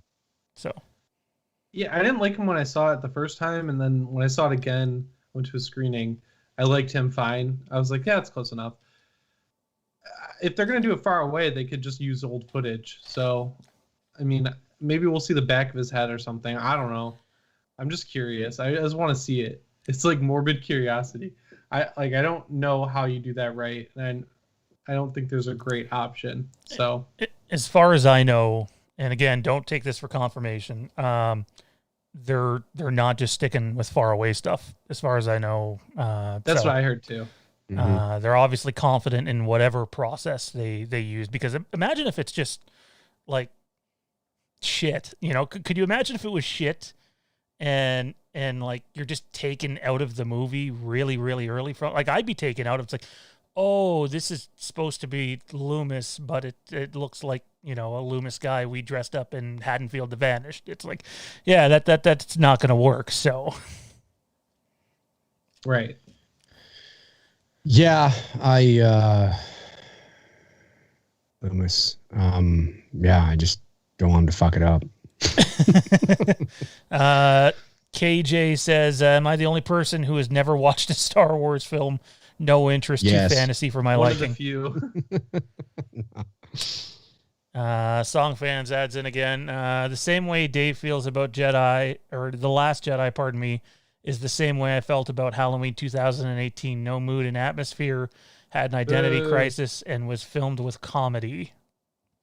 Okay, that's a bit of an exaggeration, I think. There are a few jokes sprinkled throughout, and one of them fell flat for me, but I'm like, I don't know. When I said this in a video, I think it was my ranking. I was like, yeah, I'm like in the minority of people who like Julian, and everyone in the comments was like, I love Julian. He's fucking awesome. I was like, oh, okay. But like the only joke that falls flat for me is the cops talking. I hate that joke. I'm like, it goes on too long. It's just like weirdly placed. It feels like it's only there for runtime. I like that it's Chris Nelson. I think that's really cool. That's awesome. But that's the weirdest joke for me. It's just like, what are you doing? Why are we here? I didn't mind Julian or the jokes. The part that killed me with that character, and I really like 2018, was like he's running away from Michael, and it doesn't really look like he's scared at all. And maybe he just, you know, is a brave kid. But like, if that was me, I'm not cracking a joke as I run out the door. It's just gone. Yeah. Yeah, that was weird, that, like, you're gonna die, Dave. It made me laugh. Like I laughed out loud at it. Like it got me, but I agree. I think you're right. Well, I think horror and comedy have always been married to each other. Right. But it's you know, it's about timing. It's how you place it. Do I believe it? Do I believe that somebody would react this way in this situation? And if I'm watching The Goonies and a bunch of kids are quipping to each other while a killer is after them, yeah, I believe it because the kind of movie it is. But when Michael Myers comes out of the closet and starts killing your babysitter and oh shit and all this, you know, Dave, I just felt I wanted to, you know, and maybe it's asking too much, but I mean, this is Michael fucking Myers, man. I want to see him crying, and maybe the kid couldn't go there as an actor. He was new, so maybe he couldn't go there as a performer. But then there's ways to work around that, you know. And he was comic relief, he was, but it did take me out of it. It felt. That whole scene, I think, could have been actually a bit more impactful. I think I've said this before, but instead of having him, anyway, I've said it before. It could have been more impactful. I can like criticize it, but it got me, so it feels like that's effective. You know, like fair enough. Yeah, I go back and forth on it. I just don't. I don't love it or hate it enough to really care. You know. I think maybe I'd like it better if they didn't ruin it in the marketing. Yes. And you can say that about so much in that movie too. Oh, you it's can. Like, you can. You guys are so bad at this. Like, I know. showing the whole movie. Like I said, we knew when Vicky was going to die. We knew where she was going to die, and we knew how she was going to die. Yep. Before we even saw the movie. I always thought that scene would have played better if she had gone to the closet, opened the door, and he wasn't there, and the light was out, and she's trying to turn on the light, and you know it doesn't work or something, and she turns to Julian and says, "I think your bulb is out," because maybe he, instead of wanting the closet door closed, he wanted the closet light on, as some kids do, right? They want some light on, like a night light. So I think that would have been more impactful. And she turns around, she goes, "The light's out, buddy." And he says, "Oh, I think my mom has a bulb downstairs or something." And we cut to Vicky, and as she's talking to him, we see Michael's face emerging from the darkness behind her. Very classic Michael. It gives you an opportunity to do something that's part of his MO, something he would do. And I think fans would have lost it. You know, there's several ways you could play that scene, but I think that's one way that I would have done it. Yeah. Wayne Gotke adds, many fans wanted Plagueis to be in episode 7, but that would have been fan service, so they decided to go with a pickled puppet instead. I think the problem with Plagueis is, and I would have loved it, is I'm quite confident J.J. Abrams and Lawrence Kasdan probably had no idea who Darth Plagueis was for the most part. So well, and to your point, Sean, I was just going to say, and I get what Wayne is saying. It's a matter of semantics. So Wayne, you know, when I pick apart your thing here, don't take it too personally. But the problem with that is like you said, it's not that they decided to go with Snoke because fans wanted Plagueis. They weren't thinking about that. They weren't even. And like you said, they probably had no idea who the hell Plagueis was. I mean, they may have, but I mean, they wrote a story not thinking of fans. They wrote a story that they felt was, this is what we want to see. Fans have to understand that, yes, fans can have say. And like I said the other day with the Snyder Cut, you know, is it a win for fans? It is, but there's nothing virtuous about their decision, because when you're owed something, you don't have to pay for it. Yeah. So they waited for an opportunity where they could exploit you, essentially, and not exploit you. That's maybe too harsh, but okay, we're going to give you the Snyder Cut, but we're also going to make millions of dollars off of you in order for you to see it. We're going to put it on HBO Max in a 4-hour film, and there you go. And you got to sign up to HBO Max to see it. So if you were really if you're owed something, if I owe you money, you don't have to pay me money to get your money. I owe you money. If I owe you a sandwich or lunch or a pencil, anything, it's owed to you. I give it to you for free. So and with Star Wars, there's like completely different teams involved too. Like 100%. They probably wrote the story and then they hand the story to the lore group, and then the lore group goes through it and goes, oh, like this person could be this character, or like this character. Like Saw Gerrera is a great example. Like Rogue One was written, and then they were like, do we have any characters from Clone Wars who would like fit the bill of Jin's surrogate father? Oh, Saw Gerrera showed up in Clone Wars for like 2 episodes, and he's kind of like a rough around the edges, like a way to examine the rebels or whatever. Let's use him. And stuff like that happens all the time in Star Wars. But 100%. The last people who come up with it are like the writers or J.J. Abrams or Rian Johnson, all these people. They're focused on Luke, Leia, Han, like all these big characters. And and fans speculate, and they listen to the theories, and they watch, all those movie pundit shows, and they listen to them, and they start to formulate emotional attachments, and they start to think that, oh, well, then it's got to be. And then when it's not, they go, oh, well, that's because we all wanted it. No, it's not because it's not because of that at all. They were writing a story, and this is what they wrote, and it just didn't turn out to be what you wanted. I actually think if Snoke was Plagueis, I think that would have been cool. I think Snoke was an interesting character.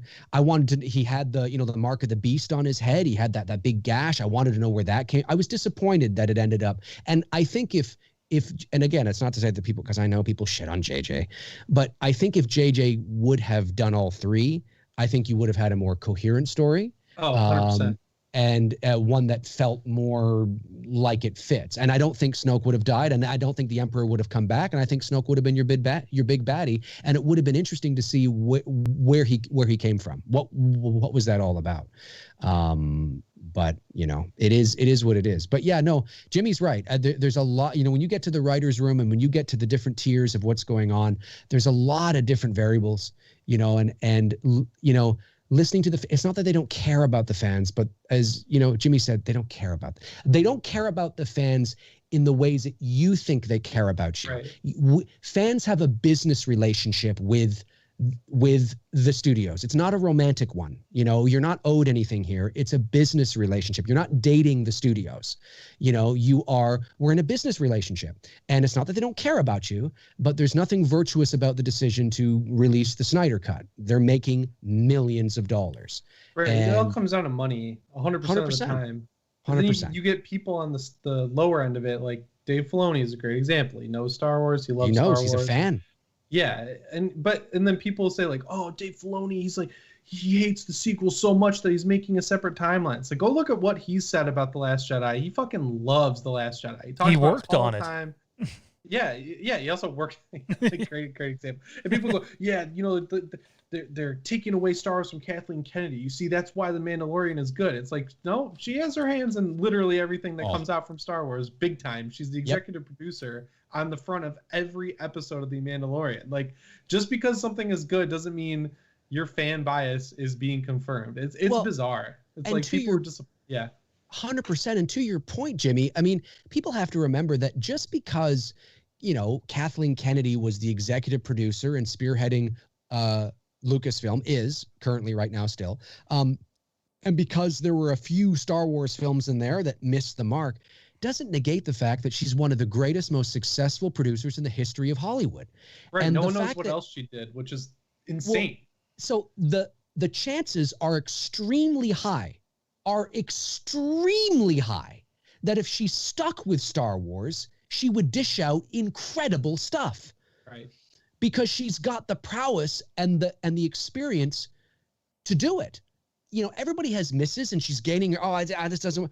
A fire. Get her out of here. She doesn't know what the fuck she's doing. And it's like, no, she knows exactly what she's doing. Those movies made billions of dollars, and that's her job. She stepped in is to make billions of dollars. Yeah, she's done a really good job stepping in when things are going out of hand, like with Solo. Like, obviously something was massively wrong with that movie, and you know what? She got it out when she said it was going to be out. I think Solo is one of the most underrated Star Wars movies for sure. I love it. Yeah, me too. And you can tell like what was left from the Miller and Lord version, but overall the movie came out so much better than anyone was expecting. And I do think that The Last Jedi is like the response to that, hurt it in a way where like people were just sick of hearing of Star Wars at that point, because no one online will shut the fuck up about arguing about The Last Jedi at that point. But she did a great job. Like, people don't.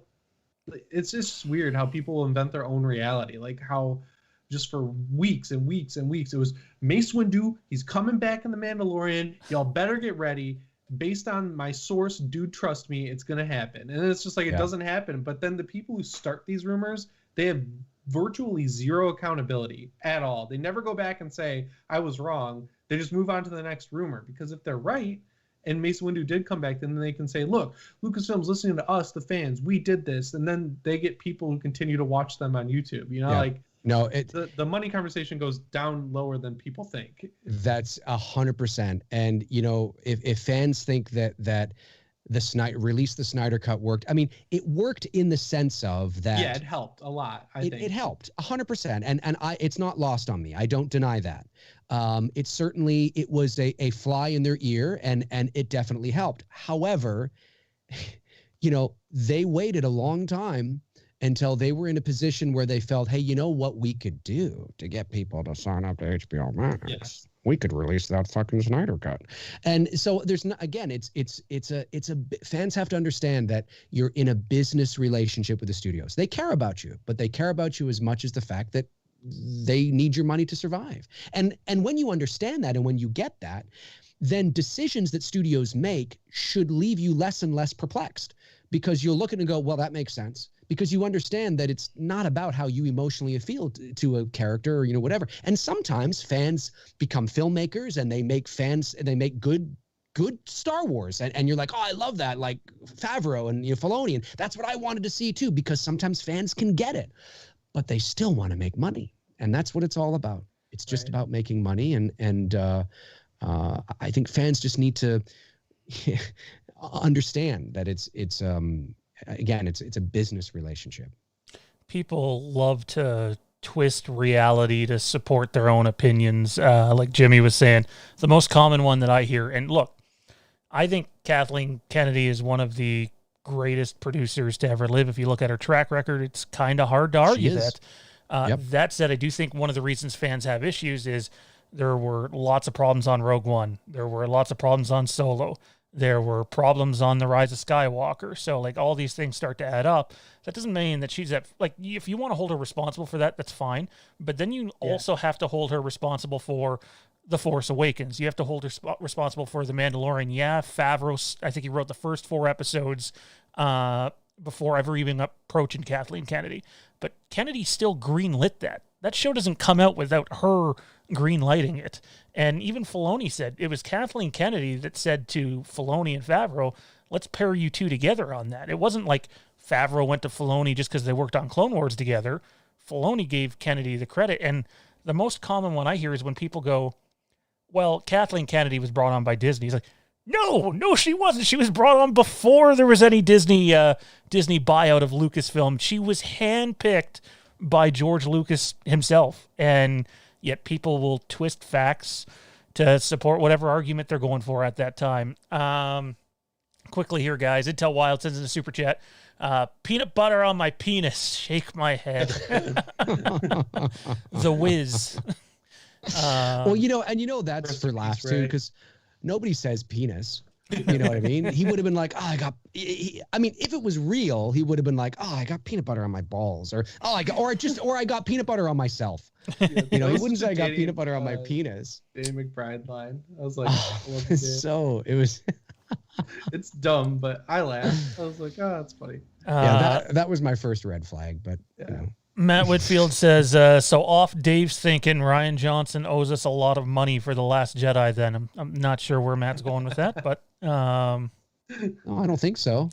And then the last one here before we go is our chat mod Kieran sends in, I wanted to state that Dave has the perfect voice for the original Ninja Turtles cartoon.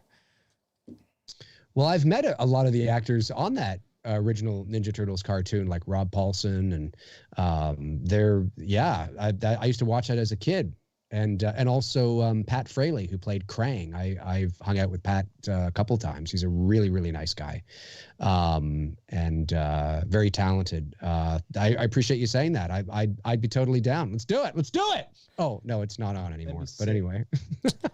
All right, final question goes to Julian. Hey, guys, just wondering what your thoughts are on the upcoming Resident Evil reboot. Personally not holding much hope, but I like that they seem to be taking more inspiration from the games. Jimmy, I know you and I touched on this when it first started production.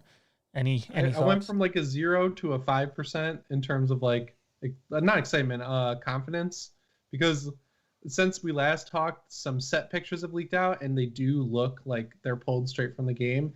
And that's great, but the cast is not, from what I've seen, it's all right. Like a lot of the people don't look. I struggle to look at some of the actors and be like, how are you that character?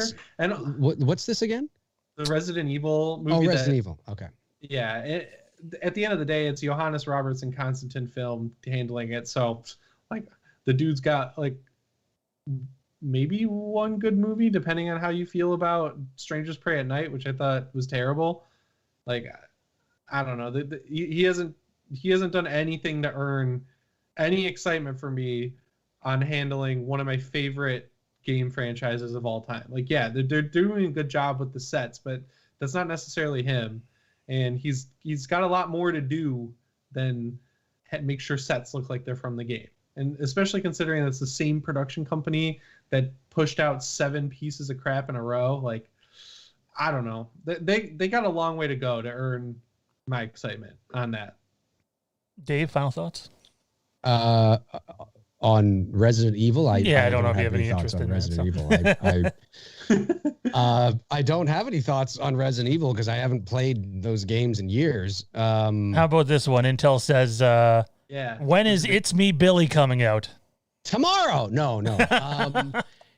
Spring. Well, if you watch my show this morning, it's still in post-production. The assembly edit is being done. We're beginning the 3rd act of the assembly edit, and we're simultaneously also doing the sound design. And then once that's done, it's got to go through the color grading process as well. So, on our teaser trailer, we said spring because that gives us like a several-month window. We're hoping to release an official trailer in the next couple months with an official date attached. Right now, if I had to ballpark it, maybe the end of May, something like that. But there's a lot of work that still needs to be done on it, and we're doing it. Awesome, good stuff. Wish we could have spent a little bit more time, but just like 2 hours passed just like that, guys. This was a lot of fun. Absolutely. I'm actually going to take the last question for myself, and I'll keep it simple. Yes or no? Halloween Kills will release just in theaters on October 15th. Jimmy? Yes, please. I need it. That would be great. I don't think it's going to happen. I think they're going to do VOD also, but I want it to be theaters only, so people have to keep the theaters open. Dave? Of course, same. I mean, that's what I want, but I don't think so. I think it'll be VOD as well. I think there's almost no chance that just being a theatrical release anymore, and possibly even further than that. Thanks for doing this, guys. This is a lot of fun. Hopefully do it again in the future. Jimmy, where can everybody find you at, and what do you got going on, man? Okay, so I'm on YouTube, Instagram, Twitter, all the same handle, Jimmy Champane, no G. But now on YouTube, so many people have typed my name wrong that I come up. So that's fine. Type it however you want. Got some review videos, ranking videos in the works. Waiting for some Halloween news. If you want to see all the miniatures and dioramas I've been building, those are on my Instagram. For a split second, Jimmy, I thought you said diarrhea. Sorry, I didn't mean to interrupt. That's on my Instagram story. What kind of show are you doing over there? Those have to have an expiration. So those are on my story. Okay. Sorry, go ahead. That's about it, though. Yeah, same old shit. You got to do some live streams, man. People would tune in for them. You got a massive following. People love what you do. You should consider a live stream or two once in a while. I have it all set up. I'll get, if I live stream anything, it'll be painting like all these little like miniature guys. Like they're so small. They're perfect streaming material. Dave, what do you got going on, man? Where can everybody find you at? Well, YouTube, Dave McRae. McRae is MCRAE. Just YouTube, Dave McRae. I come up. Instagram, it's Dave McRae 79. Twitter, it's The Voice Man with 2 N's, MANN at The Voice Man. And Facebook, it's Many Things Dave McRae. So if you Facebook Many Things Dave McRae, the Facebook page will pop up. And then I'm just doing my YouTube show a few times a week and working on It's Me, Billy at the moment, and doing the voiceover work and just trucking along. I mean, obviously, It's Me, Billy is a huge priority right now. So that's sort of the big thing on the table. Awesome. Good stuff. Well, guys, it's appreciated. Thank you. Thank you to the audience for coming out and supporting this little event like this. Maybe in a couple of months we can try to do another one, maybe add a 4th, although we had a hard time getting through everything on 2 hours with 3 people. So for Dave and Jimmy, I'm Sean. We'll see you next time, guys. Thanks. Take care. Good night. Bye. Cheers.